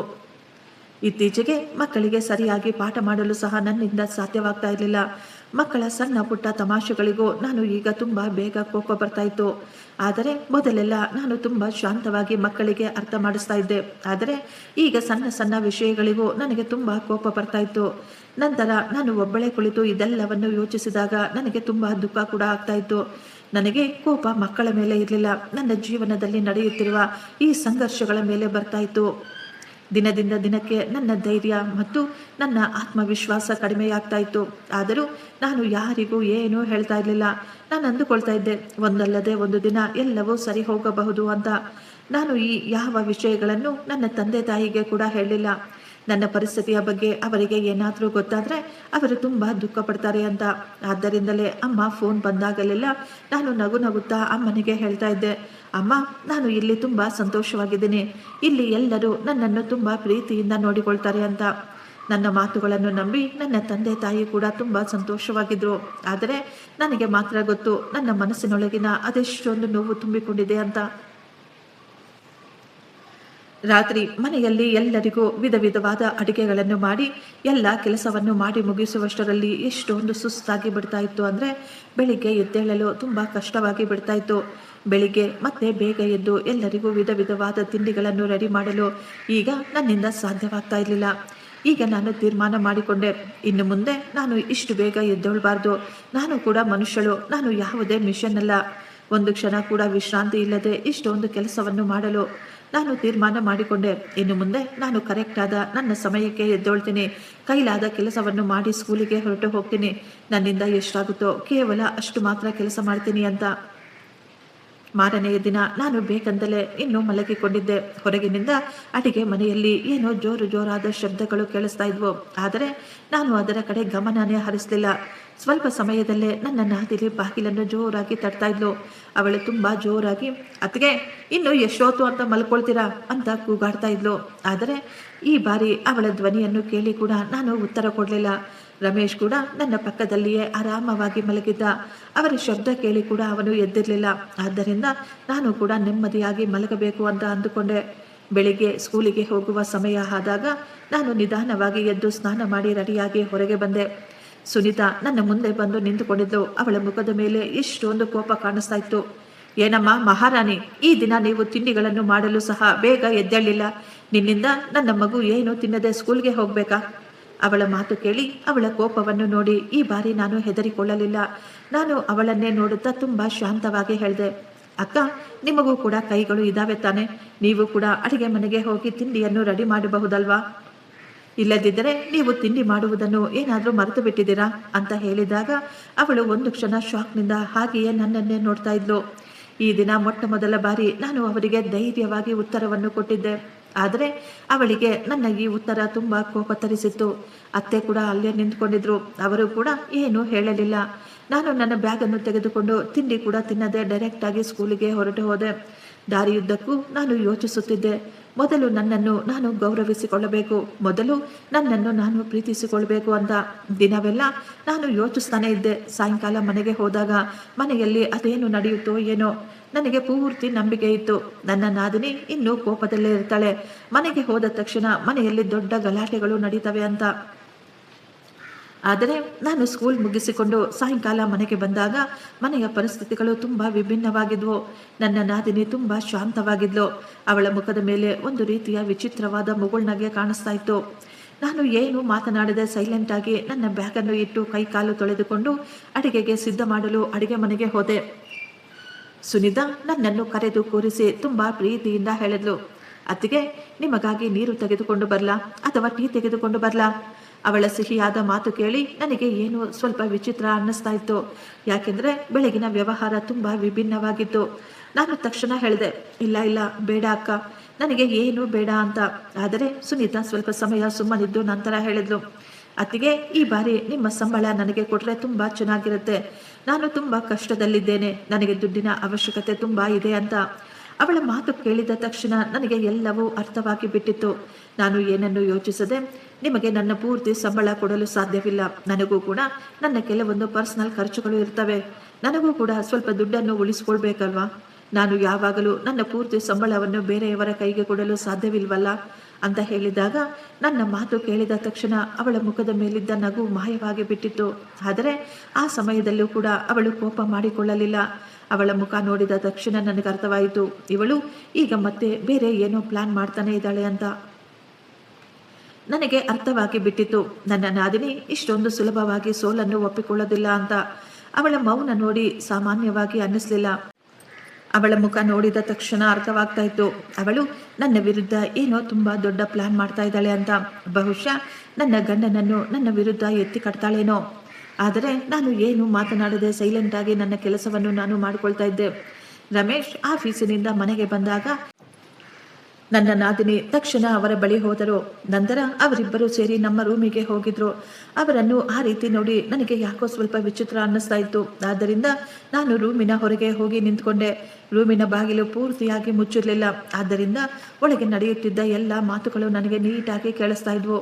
ಸುನೀತಾ ತುಂಬಾ ದುಃಖವಾಗಿರುವಂತೆ ನಾಟಕ ಮಾಡುತ್ತಾ ರಮೇಶ್ಗೆ ಹೇಳ್ತಾ ಇದ್ಲು, ರಮೇಶ್, ಅಮ್ಮನಿಗೆ ಈ ದಿನ ತುಂಬಾ ಹೆಚ್ಚಾಗಿ ಕಾಲ್ನೋವಿತ್ತು. ಪಾಪ ಅಮ್ಮ ಎಷ್ಟೊಂದು ಒದ್ದಾಡ್ತಾ ಇದ್ರು ಗೊತ್ತಾ. ಅವರು ಬಾಯಿ ಬಿಟ್ಟು ಅತ್ತಿಗೆಗೆ ಹೇಳಿದ್ರು, ನನ್ನನ್ನು ಆಸ್ಪತ್ರೆಗೆ ಕರೆದುಕೊಂಡು ಹೋಗಮ್ಮ ಅಂತ. ನಾನೇ ಅಮ್ಮನನ್ನು ಡಾಕ್ಟರ್ ಬಳಿ ಆದರೂ ಕರೆದುಕೊಂಡು ಹೋಗೋಣ ಅಂತ ಅಂದುಕೊಂಡೆ. ಆದರೆ ನನ್ನ ಬಳಿ ದುಡ್ಡಿರಲಿಲ್ಲ. ಅದಕ್ಕೆ ನಾನು ನಿನ್ನ ಹೆಂಡತಿಗೆ ಹೇಳಿದೆ, ಈ ತಿಂಗಳ ನಿಮ್ಮ ಸಂಬಳ ನನ್ನ ಕೈಗೆ ಕೊಡಿ, ಅಮ್ಮನನ್ನು ಆಸ್ಪತ್ರೆಗೆ ಕರೆದುಕೊಂಡು ಹೋಗಲು. ರಮೇಶ್ ಆಫೀಸಿನಿಂದ ಬಂದ ತಕ್ಷಣ ಅಣ್ಣನಿಂದ ದುಡ್ಡು ತೆಗೆದುಕೊಂಡು ನಿಮಗೆ ವಾಪಸ್ ಕೊಟ್ಟು ಬಿಡ್ತೀನಿ ಅಂತ ಹೇಳಿದೆ. ಆದರೆ ಅವಳು ನನ್ನ ಮುಖದ ಮೇಲೆಯೇ ಇಲ್ಲ ಅಂತ ಹೇಳಿಬಿಟ್ಲು. ಅವಳಿಗೆ ನಿನ್ನ ಅಮ್ಮನ ಚಿಂತೆ ಇಲ್ಲ, ಈ ಮನೆಯ ಚಿಂತೆ ಕೂಡ ಇಲ್ಲ, ಕೊನೆಗೆ ನಮ್ಮ ಮಗಳ ಚಿಂತೆ ಕೂಡ ಇಲ್ಲ. ಅವಳಿಗೆ ಕೇವಲ ಅವಳ ದುಡ್ಡು ಮಾತ್ರ ಮುಖ್ಯ. ಅವಳು ಎಷ್ಟೊಂದು ಬದಲಾಗ್ಬಿಟ್ಟಿದ್ದಾಳೆ ಕಣೋ, ಮೊದಲಿನ ಹಾಗೆ ಈಗ ಇಲ್ಲವೇ ಇಲ್ಲ ಅಂತ ಹೇಳ್ತಾ ಇದ್ಲು. ಬಾಗಿಲಿನ ಹೊರಗೆ ನಿಂತು ನಾನು ಎಲ್ಲವನ್ನೂ ಕೇಳಿಸ್ಕೊಳ್ತಾ ಇದ್ದೆ. ನನಗೆ ಈಗ ಎಷ್ಟೊಂದು ಕೋಪ ಬರ್ತಾ ಇತ್ತು. ನನಗೆ ಚೆನ್ನಾಗಿ ಗೊತ್ತಿತ್ತು ಅವಳು ಹೇಳುತ್ತಿರುವ ಪ್ರತಿಯೊಂದು ಮಾತುಗಳು ಸುಳ್ಳು ಅಂತ. ಅತ್ತೆ ನನ್ನ ಬಳಿ ಆ ರೀತಿ ಏನೂ ಹೇಳಿರಲಿಲ್ಲ. ಅವರ ಆರೋಗ್ಯ ಪೂರ್ತಿಯಾಗಿ ಚೆನ್ನಾಗಿತ್ತು. ಸುನೀತಾ ರೂಮಿನಿಂದ ಹೊರಗೆ ಬಂದಾಗ ಅವಳ ಮುಖದ ಮೇಲೆ ಒಂದು ರೀತಿಯ ವಿಚಿತ್ರವಾದ ಸಂತೋಷವಿತ್ತು. ಆಗಲೇ ರಮೇಶ್ ನನ್ನನ್ನು ಒಳಗೆ ಕರೆದ. ನಾನು ರೂಮಿಗೆ ಹೋದಾಗ ಅವನು ನನ್ನ ಒಂದೇ ಒಂದು ಮಾತನ್ನು ಕೂಡ ಕೇಳದೆ ನನ್ನನ್ನು ಬೈಯಲು ಶುರು ಮಾಡ್ದ. ಅವನ ಮುಖದ ಮೇಲೆ ಅದೆಷ್ಟೊಂದು ಕೋಪವಿತ್ತು. ಅವನು ತುಂಬ ಜೋರಾಗಿ ಹೇಳ್ತಾ ಇದ್ದ, ನಿನ್ನಿಂದ ನನಗೆ ಈ ರೀತಿ ಭರವಸೆ ಇರಲಿಲ್ಲ. ನಿನ್ನ ಮನಸ್ಸು, ನಿನ್ನ ಆಲೋಚನೆಗಳು ಇಷ್ಟೊಂದು ಸಣ್ಣದಾಗಿ ಇರ್ತವೆ ಅಂತ ನಾನು ಊಹೆ ಕೂಡ ಮಾಡಿರಲಿಲ್ಲ. ನಿನ್ನ ಸಂಬಳದ ದುಡ್ಡನ್ನು ನೀನು ಅಕ್ಕನಿಗೆ ಕೊಟ್ಟು ಬಿಟ್ಟಿದ್ರೆ ನಿನ್ನ ಗಂಟು ಏನಾದರೂ ಹೋಗ್ತಾ ಇದ್ದ? ಅವಳ ಈ ದುಡ್ಡನ್ನು ಅಮ್ಮನಿಗಾಗಿ, ಅವರ ಚಿಕಿತ್ಸೆಗಾಗಿ ತಾನೇ ಕೇಳ್ತಾ ಇದ್ಲು. ಅವರ ಮಾತು ಕೇಳಿ ನನಗೆ ತುಂಬಾ ದುಃಖವಾಗ್ತಾ ಇತ್ತು. ಅವರು ಒಂದೇ ಒಂದು ಬಾರಿ ಕೂಡ ನನ್ನನ್ನು ಕೇಳಲಿಲ್ಲ. ಸತ್ಯ ತಿಳಿದುಕೊಳ್ಳಬೇಕು ಅಂತ ಪ್ರಯತ್ನ ಕೂಡ ಪಡಲಿಲ್ಲ. ನಾನು ನನ್ನನ್ನು ತುಂಬ ಸಂಭಾಳಿಸಿಕೊಳ್ತಾ ಹೇಳಿದೆ, ರಮೇಶ್, ನೀನು ಮೊದಲು ನನ್ನ ಮಾತನ್ನಾದರೂ ಕೇಳು. ನಾನು ಈ ಮನೆಗೆ ಬಂದಾಗಿನಿಂದ ನನ್ನ ಪ್ರತಿ ತಿಂಗಳ ಸಂಬಳವನ್ನು ನಿನ್ನ ಅಕ್ಕನ ಕೈಗೇನೆ ಕೊಡ್ತಾ ಇದ್ದೆ. ಅವಳು ನನ್ನ ಮಗುವಿಗೆ ಹುಷಾರಿಲ್ಲ, ಸ್ಕೂಲ್ ಫೀಸ್ ಕಟ್ಟಿಲ್ಲ, ನನಗೆ ಹುಷಾರಿಲ್ಲ ಅಂತ ಏನೋ ಒಂದು ಹೇಳಿ ದುಡ್ಡು ತೆಗೆದುಕೊಳ್ತಾ ಇದ್ಲು. ನಾನು ಯಾವತ್ತೂ ಅವಳಿಗೆ ಇಲ್ಲ ಅಂತ ಹೇಳಲೇ ಇಲ್ಲ. ಆದರೆ ಈ ಬಾರಿ ನಾನು ಅವಳಿಗೆ ಇಲ್ಲ ಅಂತ ಹೇಳಲು ಕಾರಣ, ನನಗೂ ಸಹ ನನ್ನ ಖರ್ಚುಗಳು ಇದ್ದಾವೆ. ಎಲ್ಲದಕ್ಕಿಂತ ಮುಖ್ಯವಾದ ವಿಷಯ ಏನು ಗೊತ್ತಾ? ಅವಳು ನಿನ್ನ ಬಳಿ ಸುಳ್ಳು ಹೇಳ್ತಾ ಇದ್ದಾಳೆ. ನಿನ್ನ ಅಮ್ಮ ತುಂಬ ಚೆನ್ನಾಗಿದ್ದಾರೆ. ಅವರು ನನ್ನ ಬಳಿ ನನಗೆ ನೋವಾಗ್ತಾ ಇದೆ ಅಂತ ಹೇಳಲೇ ಇಲ್ಲ. ಆಸ್ಪತ್ರೆಗೆ ಹೋಗಬೇಕು ಅಂತ ಕೂಡ ಹೇಳಲಿಲ್ಲ. ನನಗೆ ಸ್ವಲ್ಪ ದುಡ್ಡಿನ ಅವಶ್ಯಕತೆ ಇದೆ ಅಂತ ಕೂಡ ಕೇಳಲಿಲ್ಲ. ನಾನು ನಿನಗೆ ಸುಳ್ಳು ಹೇಳ್ತಾ ಇಲ್ಲ, ನಾನು ನಿಜ ಹೇಳ್ತಾ ಇದ್ದೀನಿ. ಆದರೆ ನನ್ನ ಮಾತುಗಳು ಇನ್ನೂ ಪೂರ್ತಿನೇ ಆಗಿರಲಿಲ್ಲ. ಅಷ್ಟರಲ್ಲೇ ರಮೇಶ್ ಕೋಪದಿಂದ ನನ್ನ ಮಾತುಗಳನ್ನು ಮಧ್ಯದಲ್ಲೇ ನಿಲ್ಲಿಸಿ ಹೇಳ್ದ, ನೀನು ಬಾಯಿ ಮುಚ್ಕೊಂಡು ಸುಮ್ಮನೆ ಇರು. ನನ್ನ ತಂಗಿಯ ಬಗ್ಗೆ ಒಂದೇ ಒಂದು ಮಾತು ಏನಾದರೂ ಕೆಟ್ಟದಾಗಿ ಮಾತನಾಡಿದ್ರೆ ನಾನು ನಿನ್ನನ್ನು ಸುಮ್ಮನೆ ಬಿಡೋದಿಲ್ಲ. ಅವಳು ನನ್ನ ತಂಗಿ, ನನಗೆ ಅವಳ ಮೇಲೆ ಪೂರ್ತಿ ನಂಬಿಕೆ ಇದೆ. ಅವಳ ವಿರುದ್ಧ ನಾನು ಒಂದೇ ಒಂದು ಮಾತು ಕೂಡ ಕೇಳಿಸ್ಕೊಳ್ಳೋದಿಲ್ಲ. ನಿಮ್ಮಿಬ್ಬರ ಮಧ್ಯೆ ಸುಳ್ಳನ್ನು ಕೇವಲ ನೀನು ಮಾತ್ರ ಹೇಳ್ತಾ ಇರ್ತೀಯ ಅಂತ ಹೇಳಿದಾಗ ಅವನ ಮಾತು ಕೇಳಿ ನನ್ನ ಹೃದಯ ಒಡೆದು ಹೋಗಿತ್ತು. ನಾನು ಅಳುತ್ತಾ ಹೇಳಿದೆ, ರಮೇಶ್, ನಾನು ನಿನ್ನ ಹೆಂಡತಿ, ನಾನು ನಿನ್ನ ಜೊತೆ ಯಾಕೆ ಸುಳ್ಳು ಹೇಳ್ತೀನಿ? ಆದರೆ ಅವನು ಒಂದೇ ಒಂದು ಬಾರಿ ಕೂಡ ನನ್ನ ಮುಖವನ್ನು ನೋಡಲಿಲ್ಲ. ಅವನು ತುಂಬಾ ಕೋಪವಾಗಿ, ನಿನಗೆ ಈ ಮನೆಯ ಜನರ ಚಿಂತೆ ಇಲ್ಲ ಅಂದ್ರೆ, ನೀನು ನಮ್ಮ ಜೊತೆ ಸಹಕಾರ ಮಾಡಲಿಲ್ಲ ಅಂದ್ರೆ ನೀನು ಈ ಮನೆಯಲ್ಲಿರುವ ಅವಶ್ಯಕತೆ ಕೂಡ ಇಲ್ಲ. ತಕ್ಷಣ ನನ್ನ ಮನೆಯಿಂದ ಹೊರಗಡೆ ಹೋಗು. ನೀನು ಇಂಥವಳು ಅಂತ ನಾನು ಅಂದುಕೊಂಡಿರ್ಲಿಲ್ಲ ಅಂತ ಹೇಳ್ಬಿಟ್ಟ. ಅವನ ಮಾತು ಕೇಳಿ ನನ್ನ ಕಣ್ಣುಗಳಲ್ಲಿ ತಾನಾಗಿಯೇ ಕಣ್ಣೀರು ಬರಲು ಶುರುವಾಯಿತು. ಸ್ವಲ್ಪ ಸಮಯ ಸೈಲೆಂಟ್ ಆಗಿ ಅಲ್ಲೇ ನಿಂತುಕೊಂಡು ಕಣ್ಣೀರು ಹಾಕ್ತಾ ಇದ್ದೆ. ನಾನು ಅಂದುಕೊಳ್ತಾ ಇದ್ದೆ, ತಮ್ಮ ತಪ್ಪಿನ ಅರಿವು ಅವರಿಗಾಗಬಹುದು, ಅವರು ನನ್ನನ್ನು ನಿಲ್ಲಿಸಬಹುದು ಅಂತ. ಆದರೆ ಆ ರೀತಿ ಏನೂ ನಡೆಯಲಿಲ್ಲ. ಅವರು ಕೋಪದಿಂದ ಆ ಕಡೆ ತಿರುಗಿ ನೋಡುತ್ತಿದ್ರು. ನಾನು ನಡುಗುತ್ತಿರುವ ಕೈಗಳಿಂದಲೇ ನನ್ನ ಕೆಲವೊಂದು ಬಟ್ಟೆಗಳನ್ನು, ವಸ್ತುಗಳನ್ನು ಬ್ಯಾಗಿನಲ್ಲಿ ಇಟ್ಟುಕೊಂಡೆ. ನನ್ನ ಕಣ್ಣಿಂದ ಸತತವಾಗಿ ಕಣ್ಣೀರು ಬರ್ತಾ ಇತ್ತು. ಆದರೆ ಆ ಮನೆಯಲ್ಲಿ ಯಾರು ನನ್ನನ್ನು ನಿಲ್ಲಿಸುವ ಪ್ರಯತ್ನ ಕೂಡ ಮಾಡಲಿಲ್ಲ. ನನ್ನ ಅತ್ತೆ ಕೂಡ ಮೌನವಾಗಿದ್ರು. ನನ್ನ ಚಿಕ್ಕ ನಾದಿನಿ ಕೂಡ ಸೈಲೆಂಟ್ ಆಗಿ ಇದೆಲ್ಲವನ್ನು ನೋಡ್ತಾ ಇದ್ಲು. ಸುನಿತಾ, ಅವಳ ಮುಖದ ಮೇಲೆ ಅದೆಷ್ಟೊಂದು ಸಂತೋಷ ಬಂದುಬಿಟ್ಟಿತ್ತು. ನಾನು ತುಂಬ ದುಃಖದಿಂದ ಮನೆಯಿಂದ ಹೊರಗೆ ಬಂದುಬಿಟ್ಟೆ. ದಾರಿಯುದ್ದಕ್ಕೂ ನನ್ನ ಕಣ್ಣುಗಳಿಂದ ಸತತವಾಗಿ ಕಣ್ಣೀರು ಬರ್ತಾ ಇತ್ತು. ನನಗೆ ಅರ್ಥನೇ ಆಗಲಿಲ್ಲ, ಎಷ್ಟಕ್ಕೂ ನಾನು ಆ ರೀತಿ ಯಾವ ತಪ್ಪನ್ನು ಮಾಡಿಬಿಟ್ಟೆ. ನನ್ನ ಕಷ್ಟದ ದುಡ್ಡನ್ನು ನನ್ನ ಬಳಿ ಇಟ್ಟುಕೊಳ್ಳುವುದರಿಂದ ನನಗೆ ಈ ಶಿಕ್ಷೆ ಕೊಟ್ಟಿದ್ದಾರಾ? ನನ್ನನ್ನು ನನ್ನ ಮನೆಯಿಂದಲೇ ಹೊರಹಾಕಿದ್ದಾರಾ ಅಂತ. ತುಂಬ ಸಮಯದ ನಂತರ ನಾನು ನನ್ನ ತವರು ಮನೆಗೆ ಹೋದೆ. ನನ್ನನ್ನು ಆ ಸ್ಥಿತಿಯಲ್ಲಿ ನೋಡಿ ಅಪ್ಪ ಅಮ್ಮನ ಮುಖದ ಮೇಲಿದ್ದ ಸಂತೋಷ ಮಾಯವಾಗಿ ಬಿಟ್ಟಿತ್ತು. ಅಪ್ಪ ಅಮ್ಮ ತುಂಬ ಗಾಬರಿಯಿಂದ ಹೇಳ್ತಾ ಇದ್ರು, ಮಗಳೇ, ಏನಾಯ್ತು? ನೀನು ಇದ್ದಕ್ಕಿದ್ದ ಹಾಗೆ ಈ ರೀತಿ ಅಳುತ್ತಾ ಇಲ್ಲಿಗೆ ಯಾಕೆ ವಾಪಸ್ ಬಂದುಬಿಟ್ಟಿದೀಯಾ ಅಂತ. ನನ್ನನ್ನು ನಾನು ಸಂಭಾಳಿಸಿಕೊಳ್ಳಲಾಗದೆ ಅಮ್ಮನನ್ನು ತಬ್ಬಿಕೊಂಡು ಜೋರಾಗಿ ಹತ್ತುಬಿಟ್ಟೆ. ತುಂಬ ಸಮಯ ಅತ್ತ ನಂತರ ನಾನು ಈಗ ಅಮ್ಮನಿಗೆ ಮೊದಲಿನಿಂದ ನಡೆದ ಎಲ್ಲ ಮಾತುಗಳನ್ನು ಕೂಡ ಹೇಳಿಬಿಟ್ಟಿದ್ದೆ. ಹೇಗೆ ನಾನು ಪ್ರತಿ ತಿಂಗಳು ನನ್ನ ಪೂರ್ತಿ ಸಂಬಳವನ್ನು ನನ್ನ ನಾದಿನಿಯ ಕೈಗೆ ಕೊಟ್ಟು ಬಿಡ್ತಾ ಇದ್ದೆ ಅಂತ, ಅವರು ಹೇಗೆ ನನ್ನ ಮೇಲೆ ಸುಳ್ಳು ಹೇಳಿದರು, ಹೇಗೆ ನನ್ನನ್ನು ತಪ್ಪಾದವಳು ಅಂತ ಎಲ್ಲರ ಮುಂದೆ ಸಾಬೀತು ಮಾಡಿದ್ರು. ನನ್ನ ಒಂದೇ ಒಂದು ಮಾತನ್ನು ಸಹ ಕೇಳದೆ ನನ್ನ ಗಂಡ ಹೇಗೆ ನನ್ನನ್ನು ಮನೆಯಿಂದ ಹೊರ ಹಾಕಿಬಿಟ್ಟ ಅಂತ ಎಲ್ಲವನ್ನು ಹೇಳಿಬಿಟ್ಟೆ. ನನ್ನ ಪೂರ್ತಿ ಮಾತು ಕೇಳಿ ನನ್ನ ಅಪ್ಪ ಅಮ್ಮನ ಕಣ್ಣುಗಳು ಸಹ ತುಂಬಿ ಬಂದಿದ್ವು. ಅವರಿಗೆ ಈ ದಿನವೇ ಮೊಟ್ಟ ಮೊದಲ ಬಾರಿಗೆ ಗೊತ್ತಾಗಿತ್ತು ಅವರ ಮಗಳು ಇಷ್ಟು ದಿನದಿಂದ ಎಷ್ಟೊಂದು ಕಷ್ಟವನ್ನು ಅನುಭವಿಸಿದ್ದಾಳೆ ಅಂತ. ನಮಗೆ ತೊಂದರೆ ಕೊಡಬಾರ್ದು ಅಂತ, ನಮಗೆ ಬೇಸರ ಆಗಬಾರ್ದು ಅಂತ ಅವಳು ಎಲ್ಲವನ್ನು ಮೌನವಾಗಿ ಸಹಿಸಿಕೊಂಡಿದ್ಲು ಅಂತ. ನನ್ನ ಮಾತುಗಳನ್ನು ಕೇಳಿಸಿಕೊಂಡ ನಂತರ ಅವರು ಸ್ವಲ್ಪ ಸಮಯ ಶಾಂತವಾಗಿ ಕುಳಿತುಕೊಂಡಿದ್ರು. ಅವರ ಕಣ್ಣುಗಳಲ್ಲಿ ಸಹ ನೀರು ತುಂಬಿತ್ತು. ಅವರು ಬಹುಶಃ ಯೋಚಿಸಿರಲಿಲ್ಲ ಅನ್ಸುತ್ತೆ, ಮದುವೆಯ ನಂತರ ಅವರ ಮಗಳು ಇಷ್ಟೊಂದು ಕಷ್ಟಗಳನ್ನು, ತೊಂದರೆಗಳನ್ನು ಎದುರಿಸಬೇಕಾಗಿ ಬರಬಹುದು ಅಂತ. ಸ್ವಲ್ಪ ಸಮಯದ ನಂತರ ಅಪ್ಪ ನನ್ನ ತಲೆಯ ಮೇಲೆ ಪ್ರೀತಿಯಿಂದ ಕೈಯನ್ನು ಇಟ್ಟು ಎಷ್ಟೋ ಭಾವುಕರಾಗಿ ಹೇಳಿದ್ರು, ಮಗಳೇ, ನೀನು ಇದೆಲ್ಲ ಹೇಗೆ ಸಹಿಸಿಕೊಂಡೆ? ನೀನು ನಮಗೆ ಒಂದೇ ಒಂದು ಬಾರಿ ಕೂಡ ಯಾಕೆ ಹೇಳಲಿಲ್ಲ? ನಾವು ನಿನಗೆ ಅಷ್ಟೊಂದು ಹೊರಗಿನವರಾಗಿ ಬಿಟ್ವಾ? ನಾವು ನಿನ್ನ ದುಃಖದಲ್ಲಿ ನಿನ್ನ ಜೊತೆ ನಿಂತುಕೊಳ್ಳೋದಿಲ್ವಾ? ಅಪ್ಪನ ಮಾತು ಕೇಳಿ ನಾನು ಮತ್ತೆ ಜೋರಾಗಿ ಅಳಲು ಶುರು ಮಾಡಿದೆ. ನಂತರ ನಾನು ನಿಧಾನವಾಗಿ ಹೇಳಿದೆ, ಅಪ್ಪ, ನಾನು ನಿಮ್ಮನ್ನು ಅಮ್ಮನನ್ನುಗೆ ದುಃಖ ಕೊಡಲು ಬಯಸಲಿಲ್ಲ. ನೀವು ನನ್ನ ಬಗ್ಗೆ ಯೋಚಿಸಿ ಆರೋಗ್ಯ ಕೆಡಿಸಿಕೊಳ್ಬಾರ್ದು ಅಂತ ನಾನು ಅಂದುಕೊಂಡಿದ್ದೆ. ನೀವು ಯಾವಾಗಲೂ ನನ್ನನ್ನು ತುಂಬ ಪ್ರೀತಿಯಿಂದ ಬೆಳೆಸಿದ್ದೀರಾ. ನೀವು ನನ್ನಿಂದ ಚಿಂತೆ ಮಾಡಬಾರ್ದು, ನೀವು ನೆಮ್ಮದಿಯಾಗಿರಬೇಕು ಅಂತ. ಆದ್ದರಿಂದಲೇ ನಾನು ಎಲ್ಲವನ್ನು ಸೈಲೆಂಟ್ ಆಗಿ ಅನುಭವಿಸ್ತಾ ಇದ್ದೆ ಅಂತ ಹೇಳಿದಾಗ ಅಮ್ಮ ಹೇಳಿದರು, ಮಗಳೇ, ಅಪ್ಪ ಅಮ್ಮ ಇರೋದೇ ಮಕ್ಕಳ ಕಷ್ಟವನ್ನು ಹಂಚಿಕೊಳ್ಳಲು. ಒಂದು ವೇಳೆ ನೀನು ನಮಗೆ ಇದನ್ನೆಲ್ಲವನ್ನು ಮೊದಲೇ ಹೇಳಿಬಿಟ್ಟಿದ್ರೆ ಬಹುಶಃ ನೀನು ಈ ದಿನ ಇಷ್ಟೊಂದು ಸಹಿಸಿಕೊಳ್ಳಬೇಕಾಗಿ ಬರ್ತಾ ಇರ್ಲಿಲ್ವೇನೋ. ಅಪ್ಪ ನನಗೆ ಎಷ್ಟೋ ಧೈರ್ಯ ಕೊಟ್ಟು ಹೇಳ್ತಾ ಇದ್ರು, ನೀನು ಯಾವ ಮಾತಿಗೂ ಚಿಂತೆ ಮಾಡಬೇಡ, ಇದು ನಿನ್ನ ಮನೆ. ನಾವು ಜೀವಂತವಾಗಿರುವವರೆಗೂ ನೀನು ಟೆನ್ಷನ್ ತೆಗೆದುಕೊಳ್ಳುವ, ಯಾರ ಮುಂದೆಯೂ ತಲೆ ಬಗ್ಗಿಸುವ ಅವಶ್ಯಕತೆ ಇಲ್ಲ. ನಿನ್ನ ಮನಸ್ಸು ಒಪ್ಪಿಕೊಳ್ಳುವವರೆಗೂ ನೀನು ಇಲ್ಲೇ ನಮ್ಮ ಜೊತೆ ಇದ್ದು ಬಿಡು.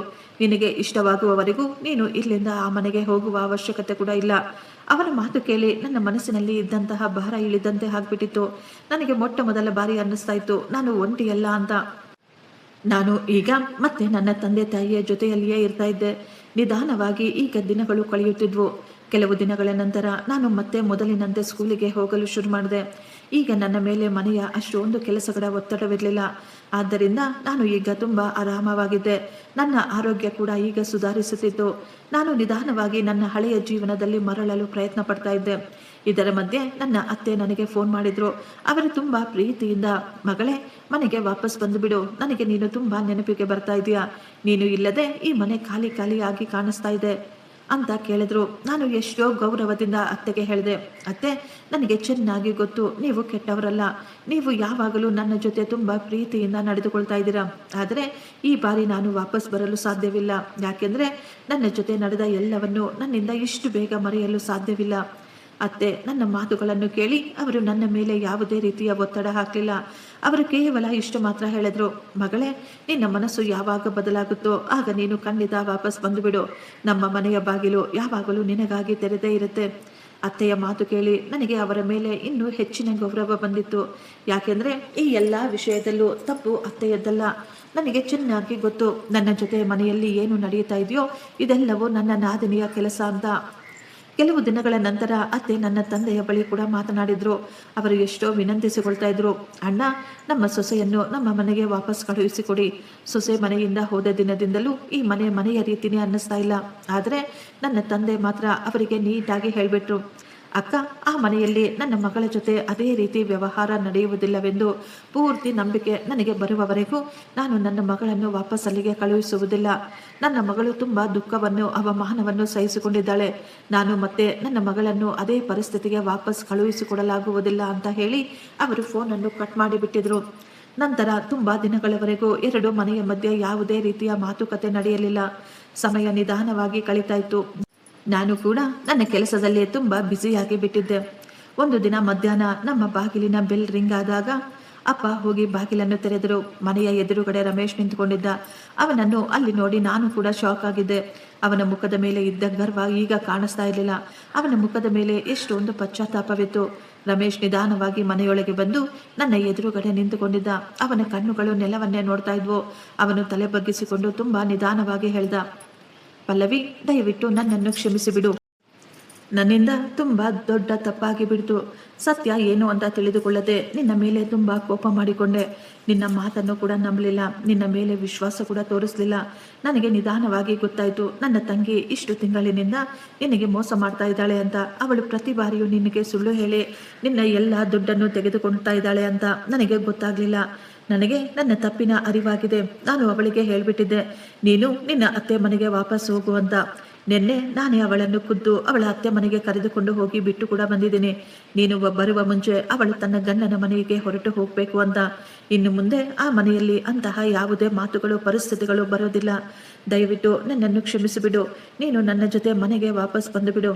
ನಾವು ಮತ್ತೆ ಇನ್ನೊಮ್ಮೆ ಹೊಸದಾಗಿ ಶುರು ಮಾಡೋಣ ಅಂತ ಹೇಳ್ದ. ಅವನ ಮಾತು ಕೇಳಿ ನಾನು ಸ್ವಲ್ಪ ಸಮಯ ಸೈಲೆಂಟ್ ಆಗಿದ್ದೆ. ಆಗಲೇ ಅಪ್ಪ ರಮೇಶ್ ಜೊತೆ ತುಂಬ ಪ್ರಶ್ನೆಗಳನ್ನ ಕೇಳ್ತಾ ಇದ್ರು. ಅವರು ಕೇಳಿದ್ರು, ನಿನಗೆ ನಿಜವಾಗಿಯೂ ನಿನ್ನ ತಪ್ಪಿನ ಅರಿವಾಗಿದೆಯಾ? ಮುಂದೆ ನೀನು ನನ್ನ ಮಗಳನ್ನು ನಂಬುತ್ತೀಯಾ? ಅವಳ ಮಾತಿನ ಮೇಲೆ ವಿಶ್ವಾಸ ತೋರಿಸ್ತೀಯಾ? ನನ್ನ ಮಗಳಿಗೆ ಗೌರವ ಕೊಡ್ತೀಯಾ? ಅವಳನ್ನು ನಿಜವಾಗಿಯೂ ಪ್ರೀತಿ ಮಾಡ್ತೀಯಾ ಅಂತ. ರಮೇಶ್ ಒಂದೇ ಒಂದು ಕ್ಷಣ ಕೂಡ ಯೋಚಿಸದೆ, ಮಾವ ನಾನು ನಿಮಗೆ ಪ್ರಮಾಣ ಮಾಡಿ ಹೇಳ್ತೀನಿ, ಇನ್ನೊಮ್ಮೆ ನಾನು ಇಂತಹ ತಪ್ಪನ್ನು ಯಾವತ್ತೂ ಮಾಡೋದಿಲ್ಲ. ನಾನು ಯಾವಾಗಲೂ ನಿಮ್ಮ ಮಗಳ ಜೊತೆ ನಿಂತುಕೊಂಡಿರ್ತೀನಿ. ಅವಳ ಕಷ್ಟಾರ್ಜಿತದ ದುಡ್ಡಿನ ಮೇಲೆ ಕೇವಲ ಅವಳದ್ದು ಮಾತ್ರ ಹಕ್ಕು ಇರುತ್ತೆ. ನಾನು ಯಾವತ್ತೂ ಅವಳನ್ನು ಬೇರೆಯವರ ಮುಂದೆ ತಲೆ ಬಗ್ಗಿಸಲು ಕೂಡ ಬಿಡೋದಿಲ್ಲ ಅಂತ ಹೇಳಿದ್ರು. ಅವರ ಮಾತುಗಳಲ್ಲಿ ಎಷ್ಟೊಂದು ಸತ್ಯವಿತ್ತು. ಅಪ್ಪ ಈಗ ನನ್ನನ್ನು ನೋಡಿ ಹೇಳಿದ್ರು, ಮಗಳೇ ಈ ತೀರ್ಮಾನ ನಿನ್ನದು. ನಿನ್ನ ಮನಸ್ಸು ಅಲ್ಲಿಗೆ ಹೋಗಲು ಇವರನ್ನು ನಂಬಲು ಒಪ್ಪಲಿಲ್ಲ ಅಂದರೆ ನಿನ್ನನ್ನು ಯಾರೂ ಬಲವಂತ ಮಾಡೋದಿಲ್ಲ. ಆದರೆ ನೀನು ಅವರಿಗೆ ಒಂದು ಅವಕಾಶವನ್ನು ಕೊಡಲು ಬಯಸಿದರೆ ನಾವು ನಿನ್ನ ಜೊತೆ ಇರ್ತೀವಿ. ನಾನು ಸ್ವಲ್ಪ ಸಮಯ ಯೋಚಿಸಿದ ನಂತರ ರಮೇಶ್ನನ್ನು ಕ್ಷಮಿಸಲು ತೀರ್ಮಾನ ಮಾಡಿದೆ. ಅವರ ತಪ್ಪನ್ನು ಒಪ್ಪಿಕೊಂಡು ಅವರ ತಿದ್ದಿಕೊಳ್ಳಲು ಪ್ರಯತ್ನ ಪಟ್ಟರೆ ಅವರಿಗೆ ಖಂಡಿತ ಒಂದು ಅವಕಾಶವನ್ನು ಕೊಡಬೇಕು ಅಂತ. ನಾನು ರಮೇಶ್ನ ಕೈಯನ್ನು ಹಿಡಿದುಕೊಂಡು ಅವನ ಜೊತೆ ನನ್ನ ಅತ್ತೆ ಮನೆಗೆ ಹೊರಟು ಹೋದೆ. ಅಲ್ಲಿ ಹೋದ ಮೇಲೇನೆ ನನಗೆ ಗೊತ್ತಾಯಿತು, ಮನೆಯ ಪರಿಸ್ಥಿತಿಗಳು ನಿಜವಾಗಿಯೂ ಪೂರ್ತಿಯಾಗಿ ಬದಲಾಗಿದ್ವು. ನನ್ನ ನಾದಿನಿ ಈಗ ಅವರ ಅತ್ತೆ ಮನೆಗೆ ವಾಪಸ್ ಹೊರಟು ಹೋಗಿದ್ದಳು. ಅವಳು ಯಾವಾಗಲಾದರೂ ತನ್ನ ತವರಿಗೆ ಬಂದರೂ ಮೊದಲ ರೀತಿ ಈ ಬಾರಿ ಏನೂ ಮಾಡ್ತಾ ಇರಲಿಲ್ಲ. ಅವಳು ಎಲ್ಲರ ಜೊತೆ ತುಂಬ ಪ್ರೀತಿ ಮತ್ತು ಗೌರವದಿಂದ ಮಾತನಾಡುತ್ತಾ ಸ್ವಲ್ಪ ಸಮಯ ಇದ್ದು ನಂತರ ವಾಪಸ್ ಹೊರಟು ಹೋಗ್ತಾ ಇದ್ಲು. ನನ್ನ ಅತ್ತೆ ಈಗಲೂ ಮೊದಲಿನಂತೆ ನನ್ನನ್ನು ತುಂಬ ಚೆನ್ನಾಗಿ ನೋಡಿಕೊಳ್ತಾ ಇದ್ರು. ನನ್ನ ಚಿಕ್ಕ ನಾದಿನಿ ಕೂಡ ನನ್ನ ಜೊತೆ ತುಂಬ ಸಂತೋಷವಾಗಿ ನನ್ನ ಗೆಳತಿಯ ರೀತಿಯೇ ಇರ್ತಾ ಇದ್ಲು. ರಮೇಶ್ ಈಗ ನನಗೆ ಎಷ್ಟೊಂದು ಗೌರವ ಕೊಡುತ್ತಿದ್ದ, ನನ್ನ ಪ್ರತಿಯೊಂದು ಮಾತನ್ನು ಸಹ ಕೇಳಿಸಿಕೊಳ್ತಾ ಇದ್ದ. ಎಲ್ಲದಕ್ಕಿಂತ ಮುಖ್ಯವಾದ ಮಾತು, ನನ್ನ ಪೂರ್ತಿ ಸಂಬಳ ಈಗ ನನ್ನ ಬ್ಯಾಂಕ್ ಅಕೌಂಟಿಗೆ ಬರ್ತಾ ಇತ್ತು. ಅದರ ಮೇಲೆ ಕೇವಲ ನನ್ನ ಅಧಿಕಾರ ಮಾತ್ರವಿತ್ತು. ಯಾರು ನನ್ನ ದುಡ್ಡನ್ನು ಕೇಳಿ ನನಗೆ ಒತ್ತಡವನ್ನು ಹಾಕ್ತಾ ಇರಲಿಲ್ಲ. ಈಗ ನಾನು ನನ್ನ ಅವಶ್ಯಕತೆಗೆ ಅನುಸಾರವಾಗಿ ಖರ್ಚನ್ನು ಮಾಡ್ತಾ ಇದ್ದೆ.